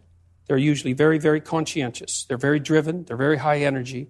They're very healthy. And they're willing to work 70 or 80 hours a week, nonstop, specialized at one thing to get to the top. So you're saying women are just more sensible. They don't want that because it's not a nice life. I'm saying that's part of it, definitely. And so I work So you don't think there are barriers in their way that prevent them getting to the top of those companies? There are some barriers, yeah. Like men, for example. I mean, to get to the top of any organization is an incredibly competitive enterprise. And the men that you're competing with are simply not going to roll over and say, please take the position. So let me come back to my question. All-out coming warfare. up here, is gender equality a myth? Coming up here is one of the more profound moments of the interview, I think, is where I think if he hasn't, she at least admits that what he's trying to say, if not, he broke through and finally got through her and got her to think about something. And he convinces her that it's not necessarily just that, basically that if women want to get paid more or get to the top of these companies, then they have to change their behavior, speaking generally, and they have to do things like the men who are at the top do. You have to spend 80 hours a week trying to get to the top. You have to do all of these things the way men are doing them that are already in that position. And she at least recognizes it, and she basically comes with him, well, why can't it be the other way? Why can't we pay women more for being women-like and doing... No, I'm serious. Like, she's like, well, being agreeable, why can't that be paid more? And he's like, well... that's more of the market's decision than it is anything. She's like, the market's dominated by men. Like, actually, no, consumer decisions are made mostly by women. And But the point that he's trying to make is that he straight up says, like, if you're a woman and you want to start a company that focuses on being more agreeable to its employees and having all of these specific things that you think are woman-like, quote, quote, then that's completely within your prerogative. You could do that, and you can see whether or not it succeeds or fails. And I think that's important. Like, she kind of I was kind of taken aback by that. I was expecting more of like cliche talking points, but here she's like, well, why can't the system be more catered towards my personality than towards the dominant male personality or something? She wants intervention to basically give her what she wants. Right. Don't change your behavior to take basically don't rely on yourself to become more successful. Right. Like, don't rely on yourself to do the things necessary to get paid more, to get a more profound, like a CEO position of some big Fortune 500 or whatever. That should be given to an extent, because you shouldn't have to change your behavior. It's unfair that your biological womanness, is what she's kind of implying here, is preventing you from getting to the top, because it doesn't allow you to be less agreeable. It doesn't allow you to forego having kids if you really, really want to have kids, and that affects, the pay gap. These kinds of things. It's unfair that, this is the nature of reality. Right. And rather than adjust your decision making to, and maybe in some grand cosmic sense, it is unfair that basically businesses get bigger or more effective using the types of traits. Arguably, there aren't a ton of like he says, there aren't a ton of companies out there to demonstrate that a woman-centric company management style would give you the same success as a traditional management style. And those are starting to take off, but economics is a science. It's like gravity. It's like physics. Like you start to intervene in it, and you start to change the outcomes. And there's going to be changes in outcomes that you may not like, and you can try and manipulate gravity, but ultimately gravity's still there. The biggest, and this is my experience, the biggest problem when it comes to typical commentators and people, just general on the street type people, the biggest fallacy / tragedy that people fall into when thinking about economic decisions, particularly government intervention economics, is a failure of the unseen. We talk about Bastiat and Henry Hazlitt with the fallacy of the unseen, the broken window fallacy. Right. The failure to recognize the opportunity cost of any decision you make, and a lot of these policies that are recommended to do this and that, to take it out of the domain of the pay gap, let's look at something like the minimum wage. The minimum wage is historically a right. If you're on the right, you want to get rid of it. If you're on the left, you support it. The living wage is the term. Somebody didn't tell George Bush that. Okay, broad strokes. Yeah. But like people like to think, well, it's unfair that people get paid too small amount of a wage to afford rent or something. So let's force it up. Let's make it so that you have to get paid this much to work. Like they can't undercut your value or something. And people think that's where it stops. It stops at, now you can't get paid less, so you're going to get paid more. Yay. And the failure is that you don't look at the unseen consequences, not only the directly seen consequences of, say, reduction in labor hours because it's too expensive now. So maybe you don't get fired, but you don't work as much, or maybe they forego hiring that new guy they were going to hire because now it's too expensive. But you also fail to see all of the unseen effects in other industries where, it's hard to even conceptualize them because they haven't come into an existence yet. And this is a big problem when it comes to thinking like an economist, is so much of it you kind of have to take on faith. You kind of have to be like, I know, because I understand how economics works, I know that these other things could happen. They might happen. But like, you see the money going into the bridge. You see the public works project. You see the people working. You see the bridge.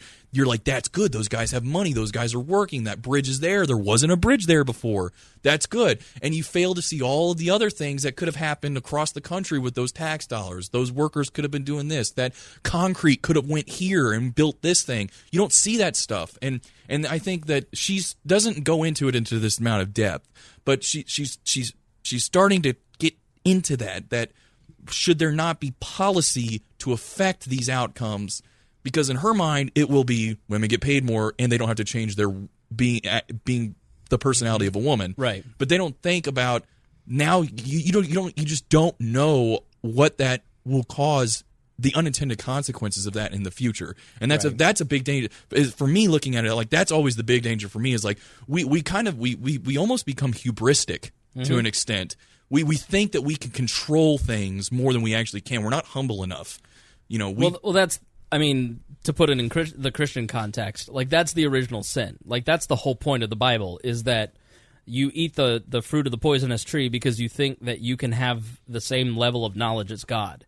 That even though he's the creator, you think that you have the ability to match him, plan and control everything. And then the entire biblical story, all 66 books, is basically just a continuation of the same story, the same archetype. Man is so hubristic that he thinks he can fix things. It's the story of us, right? That's why they tell the same story over and over again. Exactly. That's why we have the archetypes. That we have the man with 1,000 faces. But we have to realize that it's organic and you can't control it. Exactly, and right. It's an ecosystem that flows naturally. And that's where she just fundamentally fails. And people who believe in what she believes in, they fundamentally fail. Is there, no matter what program you put in place, you can't compete with natural order. Like, you just can't do it. Like, there is, even if you are an atheist, there is a natural order to things. There is, human behavior is in a certain route. And business today mimics human survival of 10,000 years ago.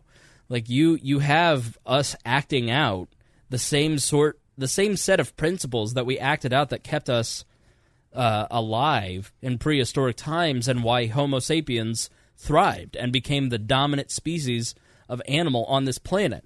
And what she's asking us to do is to completely go against everything that is bred into us over tens of thousands of years. And so she, again, is denying science completely. She's denying evolutionary psychology. And him, having an understanding of that, understands, like, you're asking us to completely change the way that the mind works. Like, yes, people can. He's actually outlining the path, and so are libertarians, of how to counter nature and working with it at the same time. How can we have a more fair society between men and women? Well, you have to make these personal choices to live out those values to achieve this goal that you want. If you want the business culture to reflect a more agreeable personality type, a more woman-centric personality type, then do it. Go out there and do it. You have the power. But you do not have the power to control society and centrally plan certain outcomes, because you will fail. And if you don't do it, then that's on you.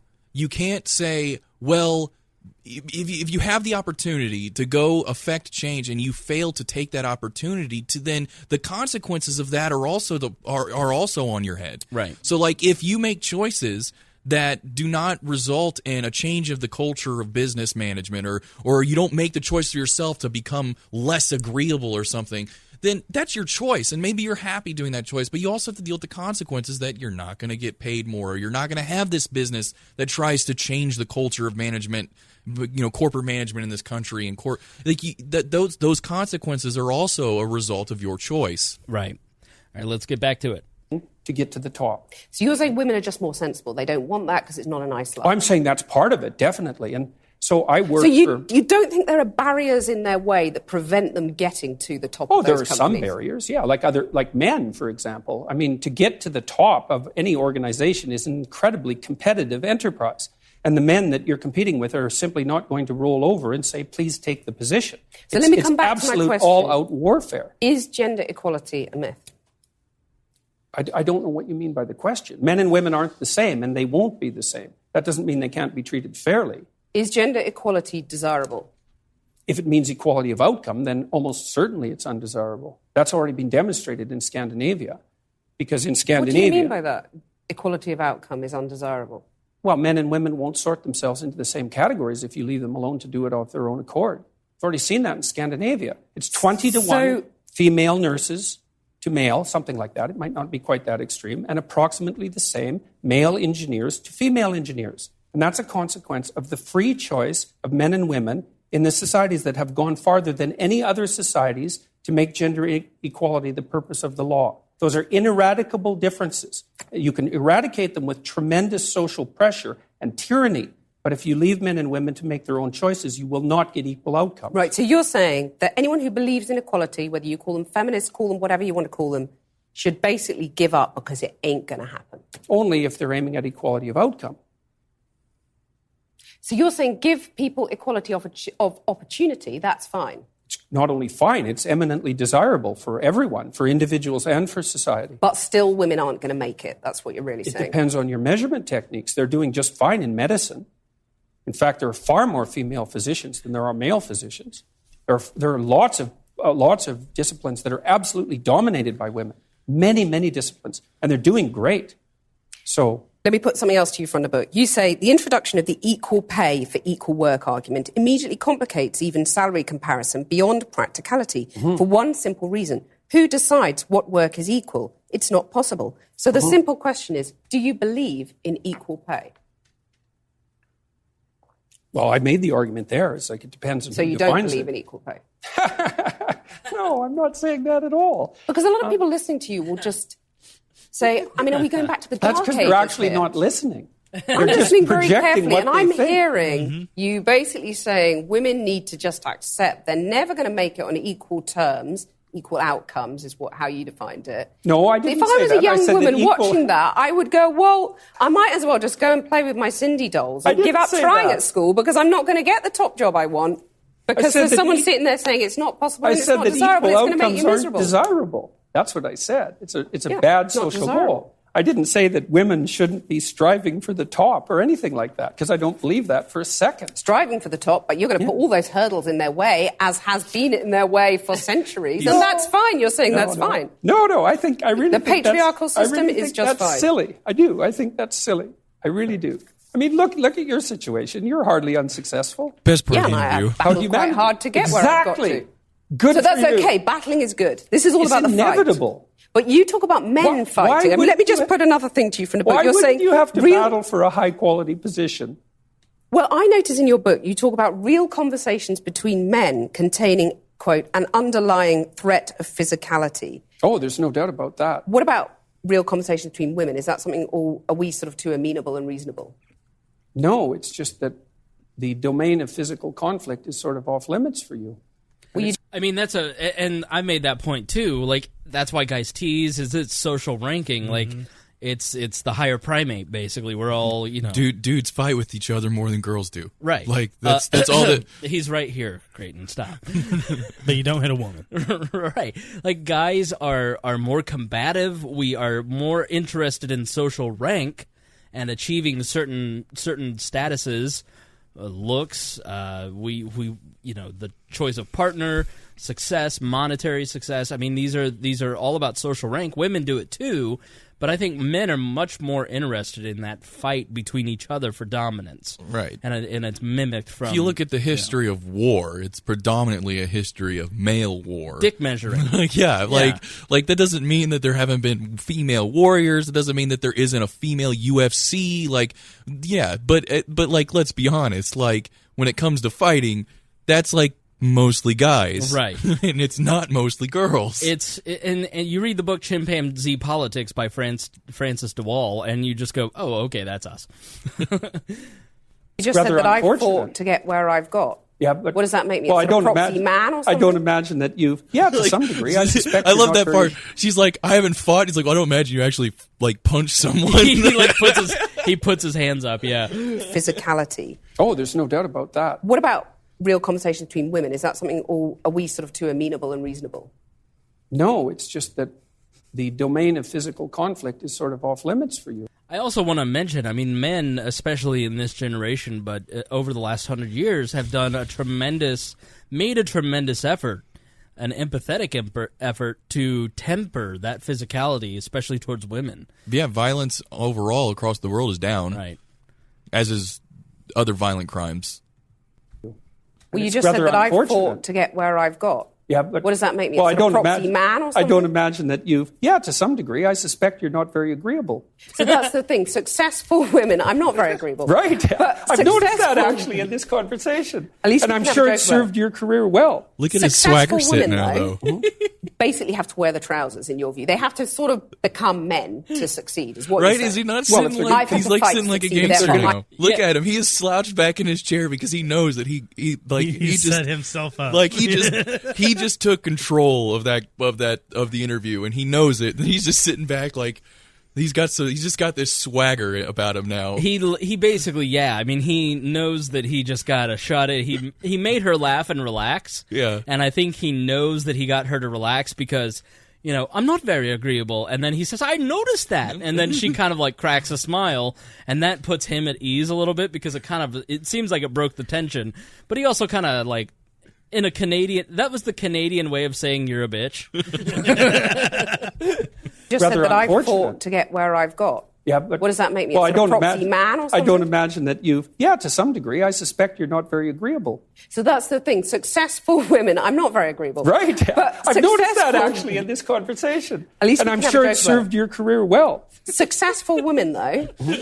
basically have to wear the trousers, in your view. They have to sort of become men to succeed, is what you're saying. Well, if they're going I've had to fight to succeed, if therefore they're going to I'm an compete honorary against man. Men, certainly masculine traits are going to be helpful. I mean, one of the things I do in my counseling practice, for example, when I'm consulting with women who are trying to advance their careers, is to teach them how to negotiate and to be able to say no and to not be easily pushed around and to be formidable. And you need to, if you're going to be successful, you need to be smart, conscientious, and tough. Well, here's a radical idea. Why don't the bosses the male bosses, shall we say, adopt some female traits so that women don't have to fight and get their sharp elbows out for the pay rises? It's just accepted if they're doing the same job, they get the same pay. Well, I would say partly because it's not so easy to determine what constitutes the same job. But that's because, arguably... Yeah. There are still men dominating our industries, our society, and therefore they've dictated the terms for so long that women have to battle to be like the men. No, it's not true. It's not true. So, for example... Where's the evidence? Well, I can give you an example very quickly. So I worked with women who worked in high-powered law firms in Canada for about 15 years, and they were as competent and put together as anybody you would ever meet. And we were trying to figure out how to further their careers. And there was a huge debate in Canadian society at that point that was basically ran along the same lines as your argument, is that if the law firms didn't use these masculine criteria, then perhaps women would do better. But the market sets the damn game. It's like... And the market is dominated by men. No, it's not. It's not. You... The market is dominated by women. They make 80% of the consumer decisions. That's not the case at all. If you're talking 80%. About people who stay at home looking after children... By and large, they are still women, so they're going out doing the shopping. But that is changing. They make all the consumer decisions. Okay, so the market is driven by women, not men. Right. Okay, and if you're a lawyer in Canada... And they still pay more for the same sort of goods. That's been proven, that men, you buy a blue bicycle helmet, it's going to cost less than a pink one. Anyway, we'll come on to that. It's partly because men are less agreeable. Right, so they won't put up with it. I want to ask you, is it not desirable to have some of those female traits you're talking about? I'd say that's a generalization, but you've used the words female traits. Is it not desirable to have some of them at the top of business? I mean, maybe there wouldn't have been a banking crisis. They don't predict success in the workplace. The things that predict success in the workplace are intelligence and conscientiousness. Agreeableness negatively predicts success in the workplace. And so does high negative emotion. You're saying that women aren't intelligent enough to run these top companies? No, I didn't say that at all. You said that... female traits don't predict success. But I didn't say that intelligence wasn't. I didn't say that intelligence and conscientiousness Well, you were saying that intelligence and conscientiousness traits. by implication are not female traits. No. I mean, that's very dangerous territory. I'm not saying that at all. Are women less intelligent than men, by and large? No, they're not. No, the data on that's pretty clear. The average IQ for a woman and the average IQ for a man is identical. There is some debate about the flatness of the distribution, which is something that James Damore pointed out, for example, in his memo, but there's no difference at all in general cognitive ability. There's no difference. And as I said, I mean, women that I've dealt with and the women that I've worked with are more conscientious than the men. So you disagree with what he's saying? No, I'm saying that... They're not equal. Women are smarter. No, I'm in general for your cases. I'm saying that intelligence is something that you can I mean, you can become more intelligent over time. I mean, the more you challenge yourself. But conscientiousness is very controllable. Like, are you going to show up and work hard? Are you going to wake up every single morning and choose to be successful at X, Y, and Z that day? Are you going to choose in the morning to be excited about your life that day? And I think people don't make that choice. People make that choice and say, oh, life's happening to me today. Instead of saying, last year, like, have made an effort. Last year was the best year of my life ever. And it's because I had one simple resolution. Every single day I wake up, I'm going to do one good thing for myself in these different categories. Emotional, physical, spiritual, health-wise, get some sun. Cake. Yes. To speak of in conscientiousness. I had a piece of $160 cake today. It was the best thing I did for myself all day. And as a result, I started learning all these different habits to do better at taking care of myself. And I ended up changing my mind, changing my brain, and becoming a more conscientious, present person in every area of my life by doing that baby stepping. That's what he's saying. And women, by and large, do more of that. Women are way better at caring for themselves than men. Like, how many men die at 55 because they won't go to the doctor? Well, I don't know. I feel like I had a heart attack. That's gas. 'Tis but a scratch. Right.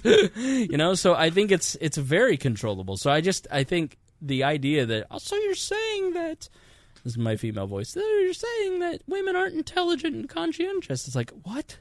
What are you saying? And I like how he straight up says, like, the data is very clear that men and women have the same average intelligence. Right. Like I'm not saying that at all. It is very, very clear. Right. Women are a bit more orderly than men, and men are a little bit more industrious than women. But the difference isn't big. But that averages into conscientiousness. Plenty of men who aren't necessarily as well, industrious. of course. But female traits, though, why are they not... Feminine traits. Why are they not desirable at the top of... Feminine traits, why are they not desirable at the top of business? It's hard to say. I'm just laying out the empirical evidence. Like, we know the traits that predict success. But we also know, because companies by and large have not been dominated by women over the centuries, we have nothing to compare it to. It's an experiment. True, and it could be the case that if companies modified their behavior and became more feminine, that they would be successful. But there's no evidence for it. I'm neither doubtful nor non-doubtful. There's no evidence for it. So why not give it a go, as the radical feminists would say? Because the evidence suggests, well, it's fine. If someone wants to start a company and make it more feminine and compassionate, let's say, and caring in its overall orientation towards its workers and towards the marketplace, then that's a perfectly reasonable experiment to run. My point is that there is no evidence that those traits predict success in the workplace. And there's because it's never been tried. Well, that's not really the case. Women have been in the workplace for, at least ever since I've been around, the representation of women in the workplace has been about 50%. So we've run the experiment for a fairly reasonable period of time, but not, certainly not for centuries. Let me move on to another debate that's been very controversial for you. I just want to say, like, there's this tendency amongst feminists where men and women should be equal in all traits and all things. Like, Gavin McInnes says... It's the equality of outcomes that he's talking about. Right, and Gavin McInnes is saying this to be provocative and to be anti-feminist, and I think he's being a dick when he says it, but he says women are shitty men. And he's doing it for the obvious reasons, but I would say men are shitty women too. And there's things about each one of the sexes that complement each other, and those things should be celebrated as opposed to these traits are bad and these traits are good, when in reality they're all very complementary if we change the actual dialogue that we're all having.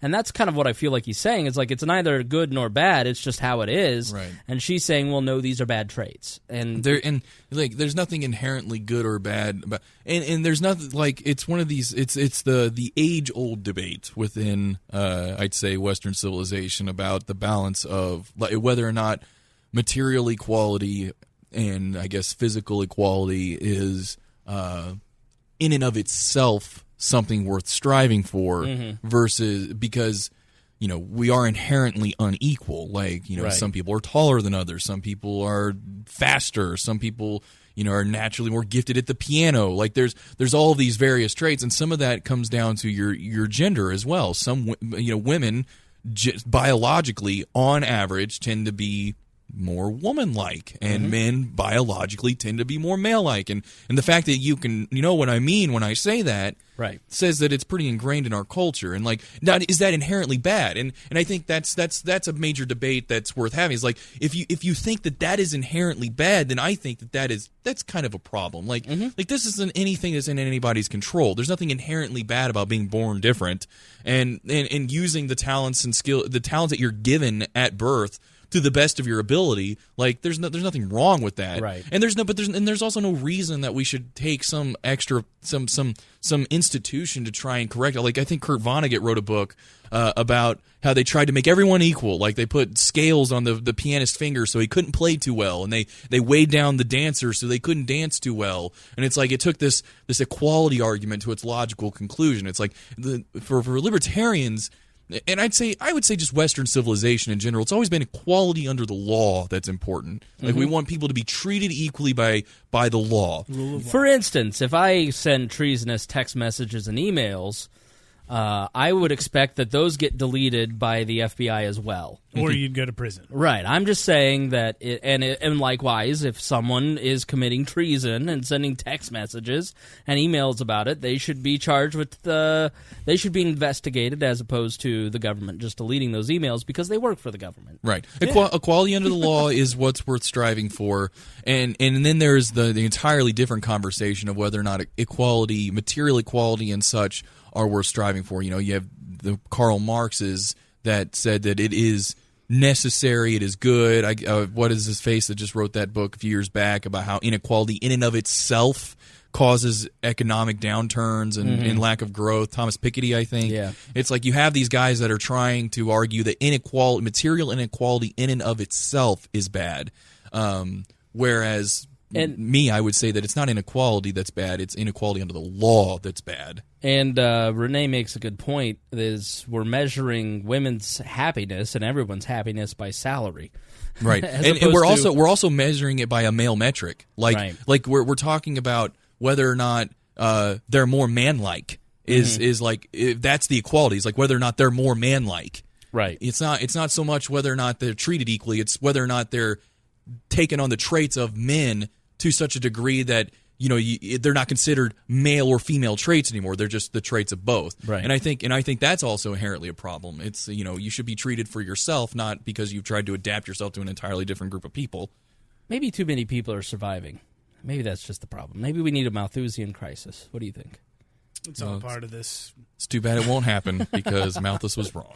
Well, he's been proven wrong now, but we beat Malthus. We kicked his ass.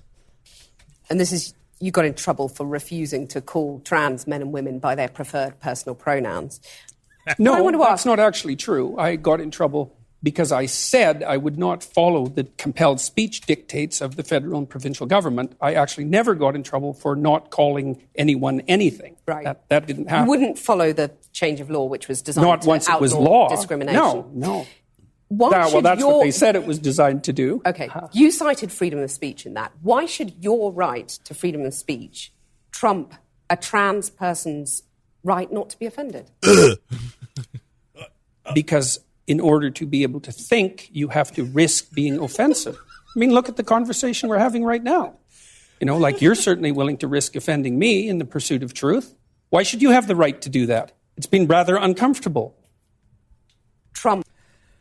That is the most important thing said in all of this. Yes. Right. And it's one of the most important things that I've heard in a long time. And it is the thing that made me go, okay, this is art. This is a masterpiece.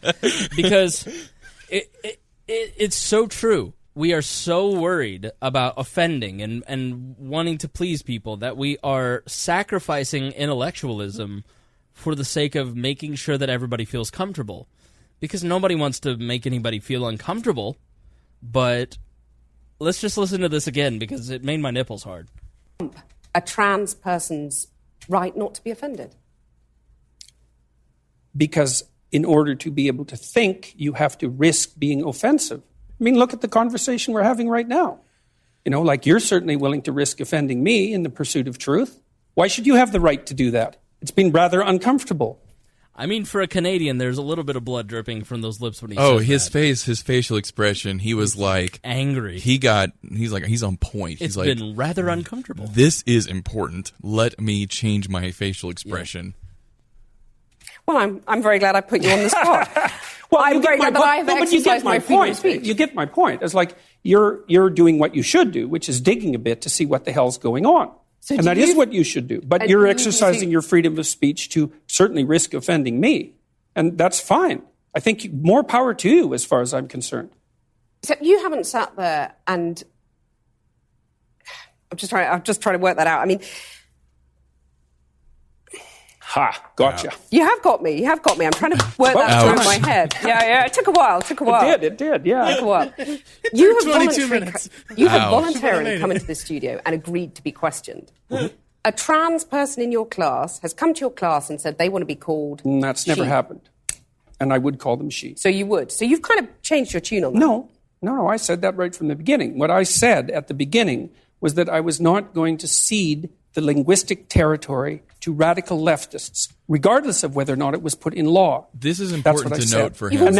This is something, and I don't think he goes into it in this interview very much, but this is something that he's talked about before, and it's in particular because of this law in Canada, which, if you're unfamiliar, in Canada they passed a law that required businesses and every business, human, every person in Canada had... You were compelled by law to use the preferred pronoun that a person suggested for themselves. And he was a professor at the Toronto University and basically said, this is inappropriate. He said he's not going to follow that law should the he said. Now, he's also said in his class and in general, and I guess in his own life, that he would respect the wishes of a trans person should they ask, I would like to be called a male or a female, right. Whatever. He said that he would be perfectly willing to do that. So that's something that he gets typecasted as like anti-trans guy, but he's actually said that he's not opposed to the trans part. He's opposed to the law compelling speech. And he goes into, in other videos, he goes into detail, and it's a very eloquent argument for free speech,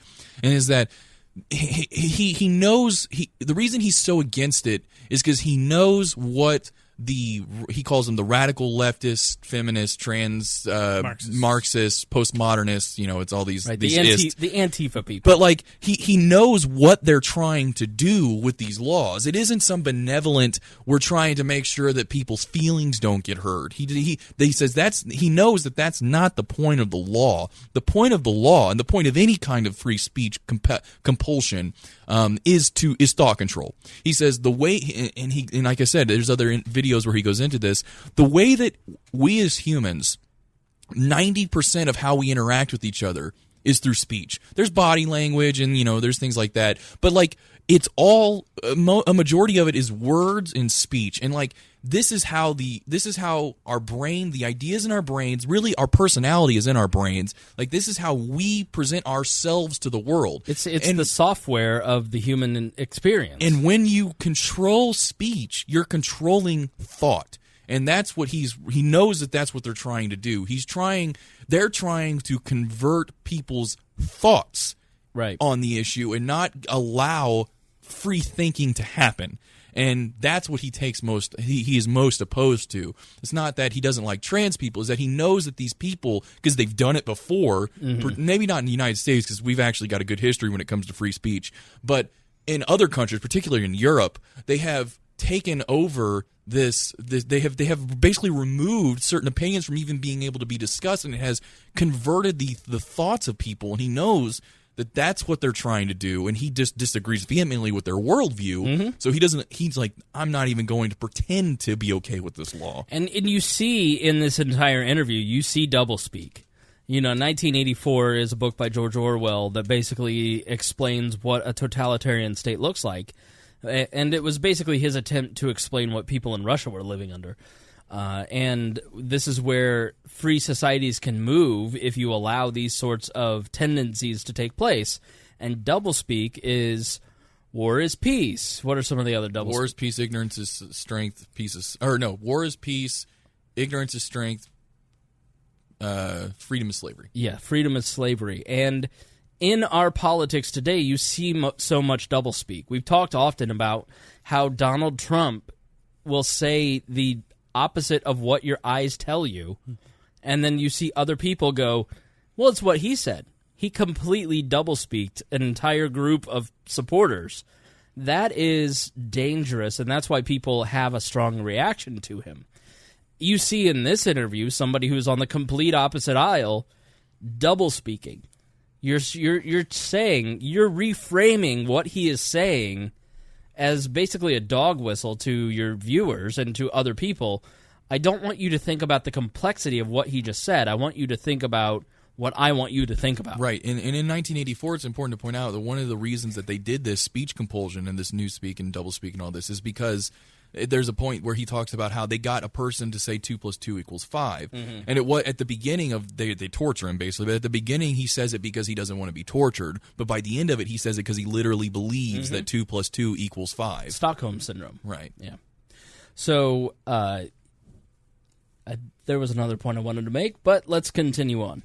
And then the people who came after me said, oh, you must be transphobic and you mistreat a student in your class. It's like, I never mistreated a student in my class. I'm not transphobic, and that isn't what I said. Well, except you've also called trans campaigners authoritarian, haven't you? I mean, isn't that grossly... Well, only in the broader context of my claims that radical leftist ideologues are authoritarian, yes, which they are. You're saying someone who's trying to work out their gender identity, who may well have struggled with that, had quite a tough time over the years. With it, yeah. You're comparing them with, Chairman Mao, who saw the deaths of millions of people. Well, even if the activists, they're trans people too. They have a right to say these things. Yeah, but they don't have a right to speak for their whole community. To compare them to Chairman Mao or...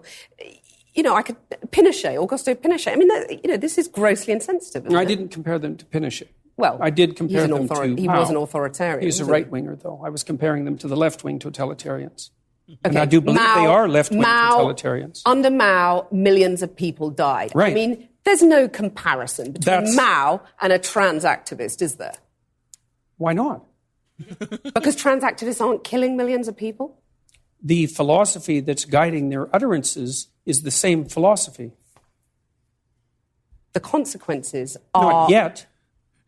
You're saying that trans activists could lead to the deaths of millions of people? I'm saying that the philosophy that drives their utterances is the same philosophy that already has driven us to the deaths of millions of people. Okay, tell us how that philosophy...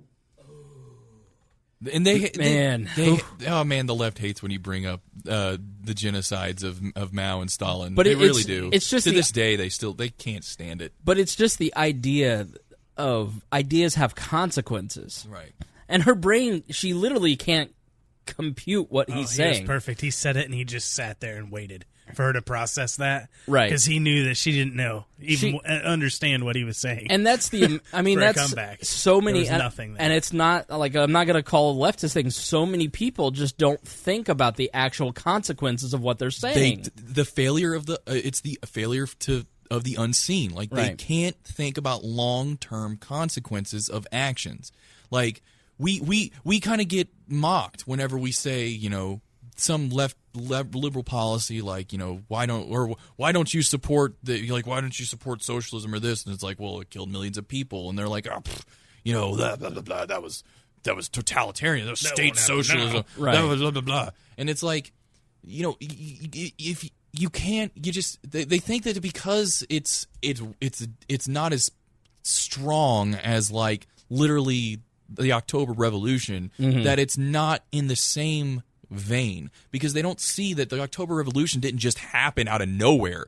It was a series of steps, a series of ideas. Socialism, utopian socialism goes back to like the 1500s. Like these ideas, they kept happening, and then Karl Marx comes along and like puts like an economic edifice to it, and Lenin sees that, and he's got at the same time that you have the Russian czars, and like all of these things, they compound on each other, and it, those ideas that started off as just sort of like, let's try and imagine a utopia, turns into what eventually would become the October Revolution and all of the atrocities of Soviet Russia.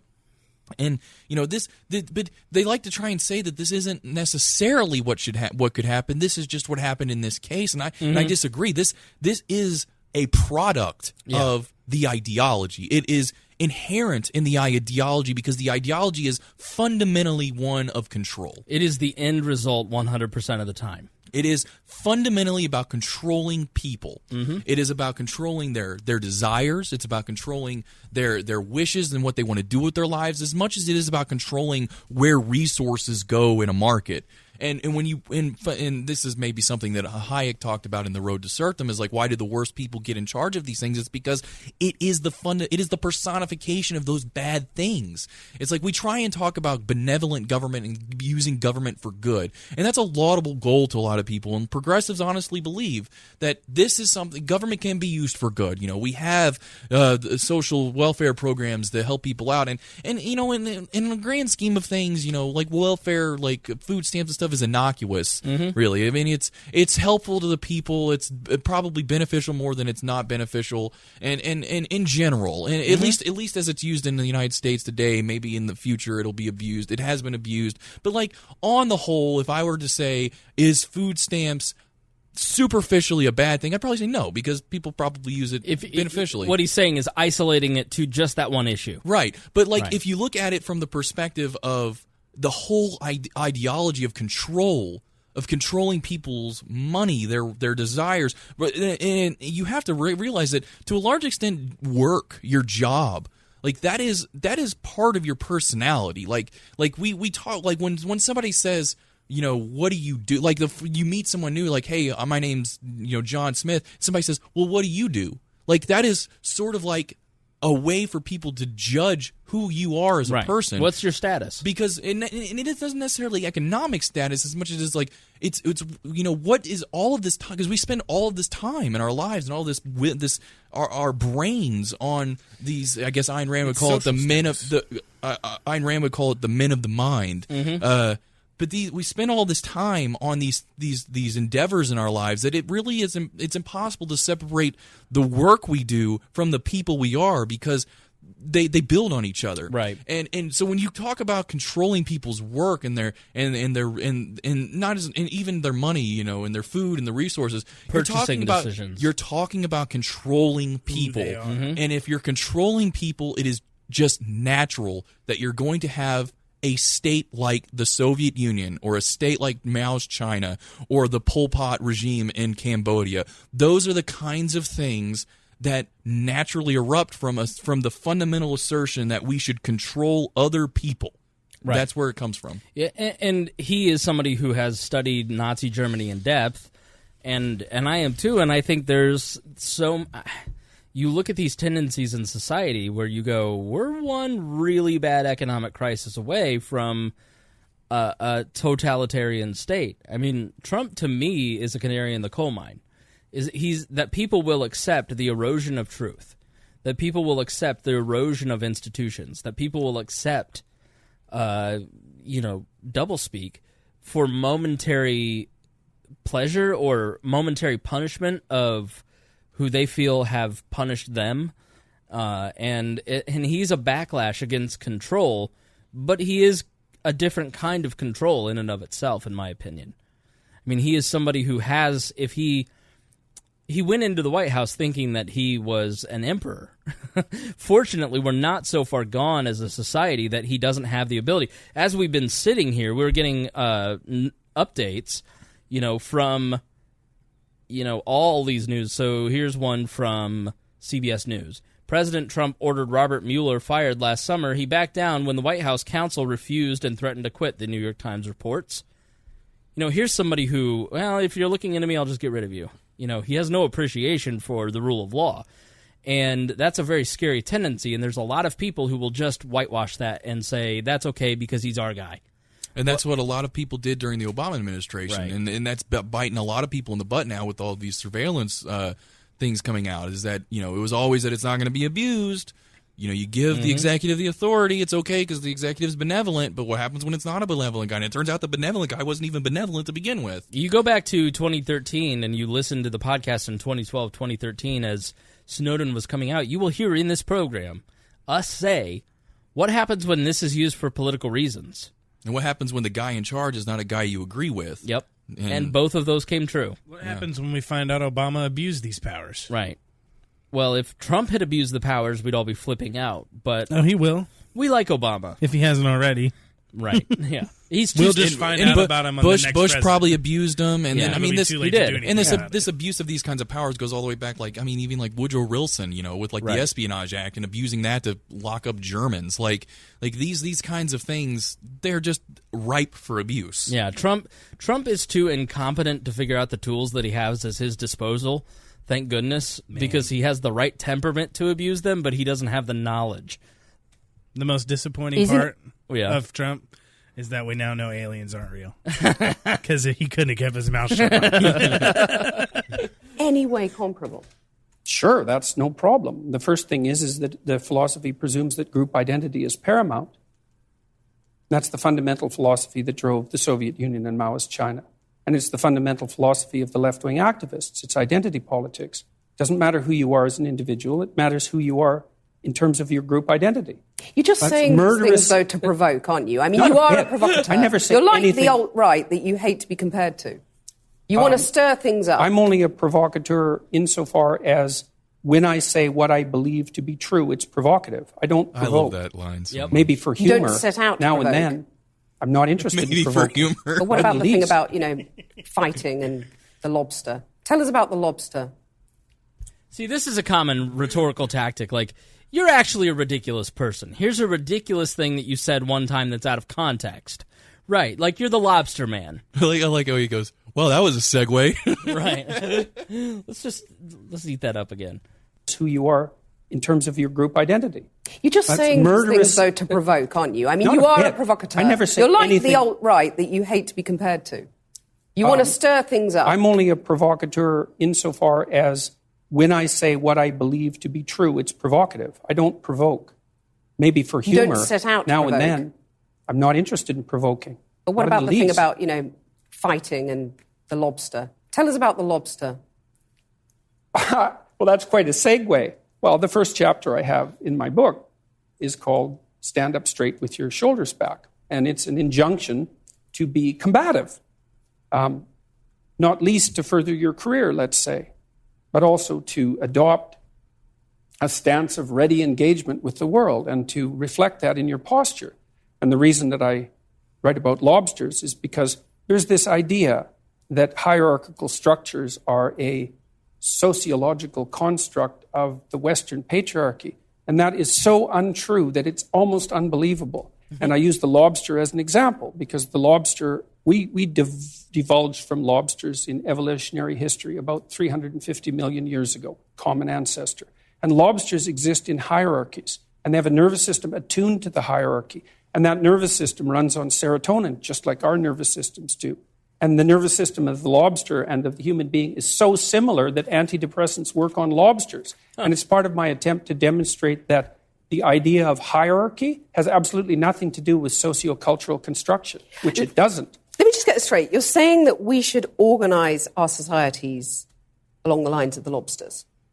I'm saying that it's inevitable that there will be continuity in the way that animals and human beings organize their structures. It's At this point, her they question hate is that. falling Yes. apart. They hate that argument. They hate whenever you say that a lot of the way society works is visible in lesser animals, and that it's not just something that we just made up one day. Right. Like, they can't. It's not powerful men that run the market that created this Somebody idea? that I can blame to not fix myself. Like, yeah, I think that's a very powerful statement that it's inevitable that we will one day run society in the way that other animals run society, and we will cast off the chains of stupid ideology like communism and Marxism and all of these ideologies that seek to grow the state because it's a fool's errand.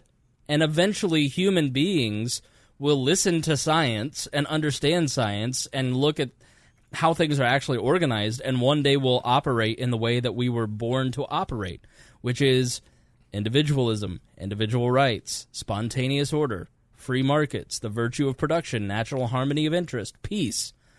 And you start to see that the libertarian philosophy starts to, once you put all these things together, you start to have everything come into focus, and you see everything fit together, and you start to see that this is the ideology of how humans actually behave, between libertarianism, Austrian ideology, non-interventionism, Austrian economics, and non-interventionism. Like, you start to see all these things come together, and you go, okay, this is how human beings actually operate. This is how we should actually order society, and this is how we will eventually operate society. So what do we have to do to get to that point? And we're definitely not there yet, but libertarians have to understand that they are the beacon of light for the future of humanity. And if you are personally not taking care of yourself, you're not intellectually as rigorous as Jordan Peterson, then you are failing. Well, that's a little harsh. the guy is like the clinical psychologist, like doctorate. Like, why would I set a standard for our listeners that isn't the top? Basically, my opinion on all this is you don't have to be the smartest person in the world. Just be the smartest guy in the room. Just be the best lobster you can be. It's absolutely inevitable. And there is 1/3 of a billion years of evolutionary history behind that. Right? That's so long that 1/3 of a billion years ago, there weren't even trees. It's a long time. You have a mechanism in your brain that runs on serotonin that's similar to the lobster mechanism that tracks your status. And the higher your status, the better your emotions are regulated. So as your serotonin levels increase, you feel more positive emotion and less negative emotion. So you're saying, like the lobsters, we're hardwired as men and women to do certain things, to sort of run along tram lines, and there's nothing we can do about it. No, I'm not saying there's nothing we can do about it, because it's like in a chess game, right? There's lots of things that you can do, although you can't break the rules of the chess game and continue to play chess. And your biological nature is somewhat like that, is it sets the rules of the game, but within those rules you have a lot of leeway. But the idea but one thing we can't do is say that hierarchical organization is a consequence of the capitalist patriarchy. It's like, that's patently absurd. It's wrong. It's not a matter of opinion. It's seriously wrong. Aren't you just whipping people up into a state of anger? And not at all. Divisions between men and women. You're stirring people up. You have any critics of you online get absolutely lambasted by your followers. You've and got to by call me, them off, generally. Sorry, your critics get lambasted by you. I mean, If isn't they're that academics. irresponsible? Not at all. If an academic is going to come Okay. after me and tell me that I'm not qualified and that I don't know what I'm talking about. So like, you're it's not going to say seriously to your not the followers same. now, quit the abuse, quit the anger?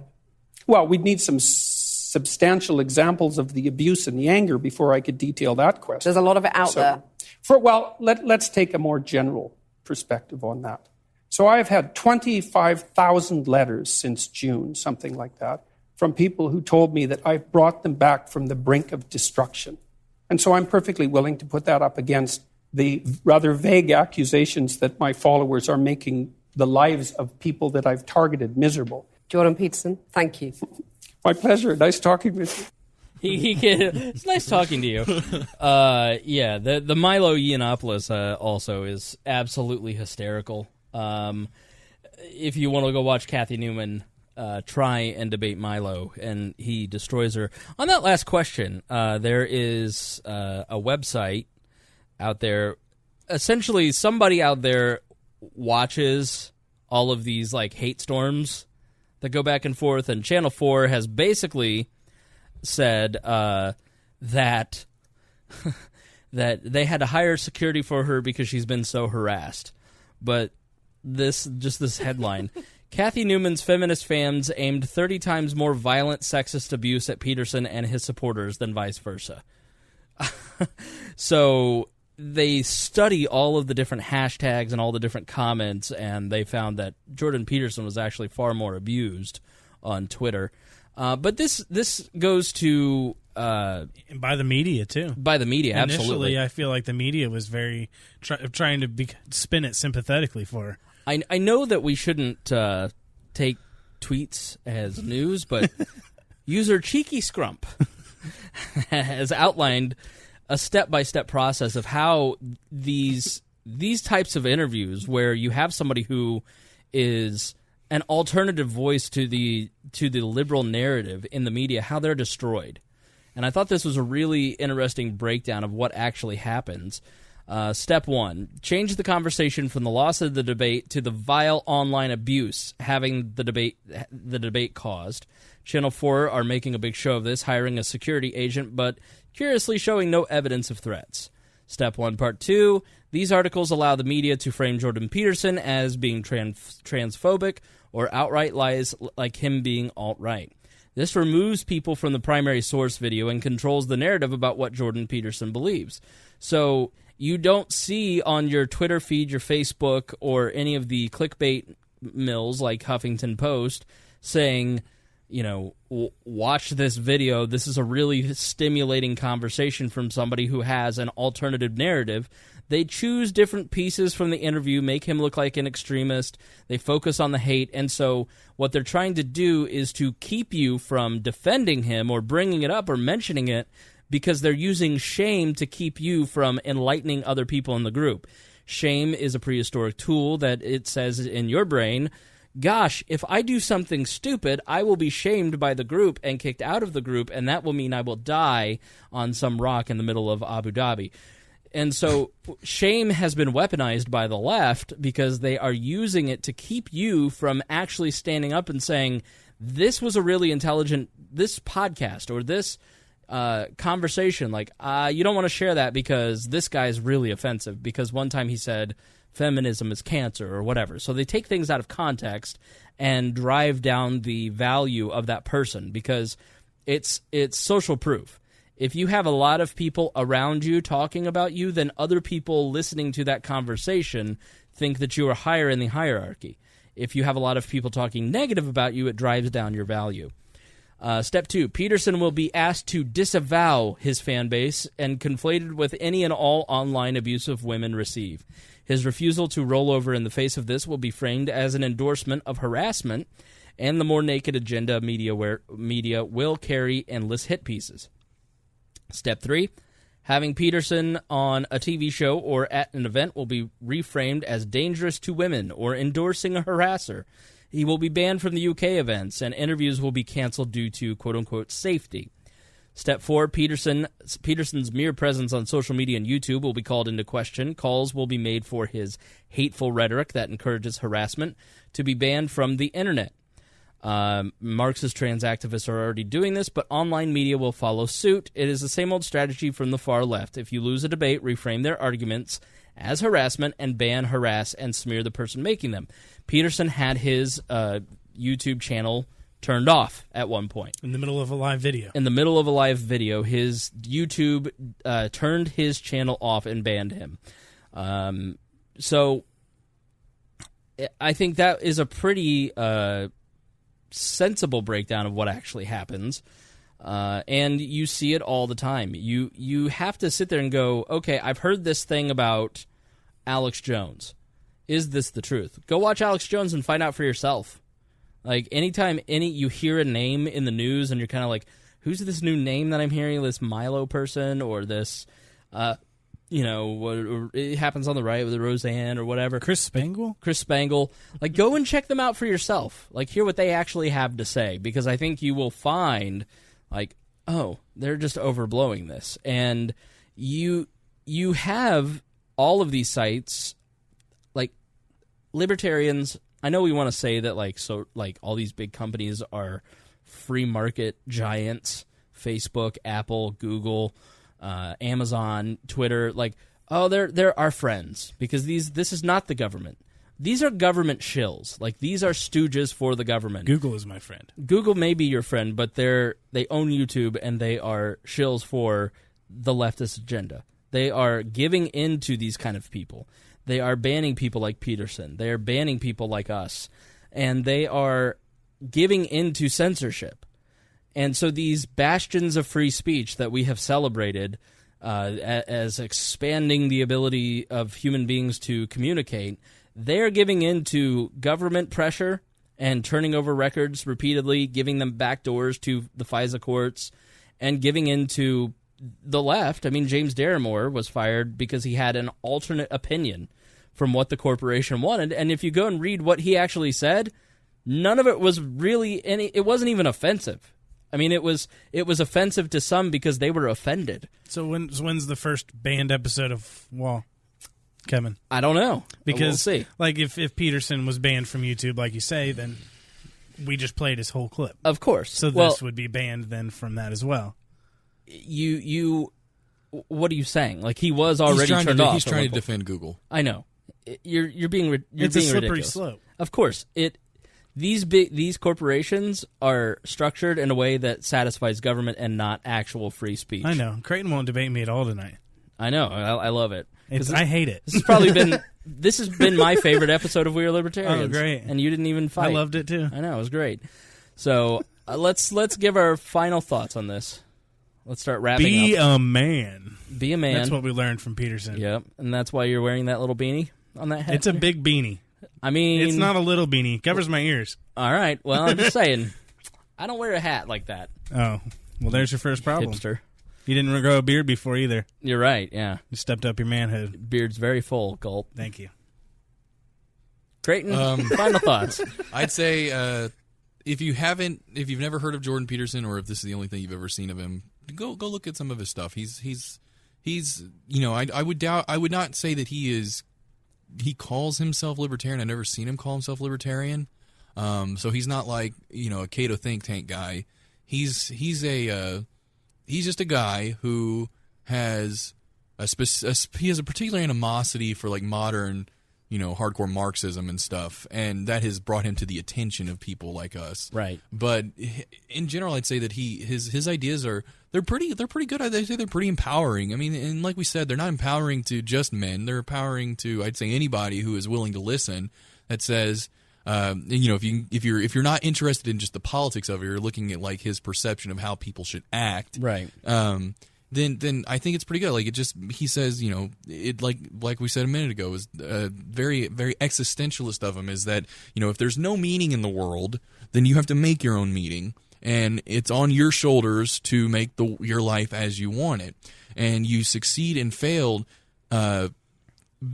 mostly on your own merits, and your personality, your choices are your choices, and the consequences of making or lacking or not making any of those choices are your consequences, and you have to take responsibility for that. And I like that. I don't know if maybe I was just raised that way, but it's like, if you want to do something, go out and do it. And if it takes a lot of work, then so be it. Put in the work and do it. And so I appreciated him before this interview, and then I saw this and I was like, man, this guy is like a Jedi. Mm-hmm. So, but yeah, go out and go check him out some more. He's a cool dude. Be who you want to be, you are. He's like Yoda. Kermit Yoda. Yeah. Final thoughts, Spangle? Go for it. I always wrap up so I can go right into the end. I don't have much else to say. I don't know. We said it all. What do we want to hear? said a lot here. Yeah, I mean, this was a pretty long show, right? That's about all I have to say about that. And that's all I need to say about that. Is this the last one? This is the last time before Creighton goes off to New York City. Really? Man. Yeah. You're not going to have another one of these in the next... I mean, you can come back next Thursday. You guys can come back next Thursday if you want. I don't leave until like the 20th. Oh, okay. One more. Well, keep going. Let's keep going. Every Thursday night. Yeah, because we know we'll never see you again after you leave. It's the end of Creighton. Yep. New York will consume him. I'm amazed we got him back at all. I know. So... he went to D.C. and he tried for a while, but then we kind of lost contact, and then we got him in trouble with his boss, and then it's hard to get him away from the weights. Yeah, pounding those weights, bruh. I want to say that I think a big part of this is understanding that your actions and the things that you're putting out in the world, that they actually reflect who you are as a person, because I think it's so easy to get lost in social media and build a character sometimes and say things that you don't actually mean for... Because it's like why road rage is a thing. You don't actually think that that's a person in the car. You're ranting at the car. And the scientists have found that you're disassociating from the humanity of the person in the car, and you're freaking out. And so we have a tendency, I think, to do that online. And just pay attention. Like... That is a huge part of this. Like, you see in such stark terms the difference between simplicity and complexity in conversation, and try to be a Jordan Peterson and not a Cathy Newman. All right, thank you for joining us here on this episode of We Are Libertarians. We want to thank Craig DaCosta, Brandon Luke, Jason Doolittle, and Christy Avery for... I'm sorry, I put Christy Avery last. I should start with Christy Avery because she's a woman. Let's try that again. Christy Avery, Brandon Luke, Jason Doolittle, Craig DaCosta, sorry, for being our $100 a month subscribers to We Are Libertarians. You can subscribe and get all our bonus content at patreon.com/wearelibertarians. Seriously, $5, $10 a month. I have been invited to be on Radio Row at Students for Liberty, their conference, LibertyCon, in March, and I'd really like to go, but it's a financial decision, it's a financial thing, and the more of you that can contribute to that, then I can bring you great coverage of what's actually happening out there in the freedom movement, especially with the younger crowd. I'm going to be, hello, fellow students, how do you do? Hello. And if you want to contribute towards that travel fund, then at the bottom of wearelibertarians.com is the one-time donation button for PayPal. Love for you to send me to Washington, D.C. so I can report from Radio Row. It's actually kind of a really big deal, and I'm going to probably stretch it no matter what to try and get there because I really want to have a presence in front of not only all those potential listeners and those students, but also a lot of the great speakers like Dave Rubin will be there. Want to meet him. John Mackey will be there. Yeah, Mr. Mackey. A few other people, Steve Forbes. So it really would be a great event to go to, and I could get a lot of great interviews. So if you would help me out, that would be great. All right, thanks for joining us here on this episode of We Are Libertarians, and we will see you next week. Later. Thank you for listening to the We Are Libertarians Network. Get our other shows at wearelibertarians.com.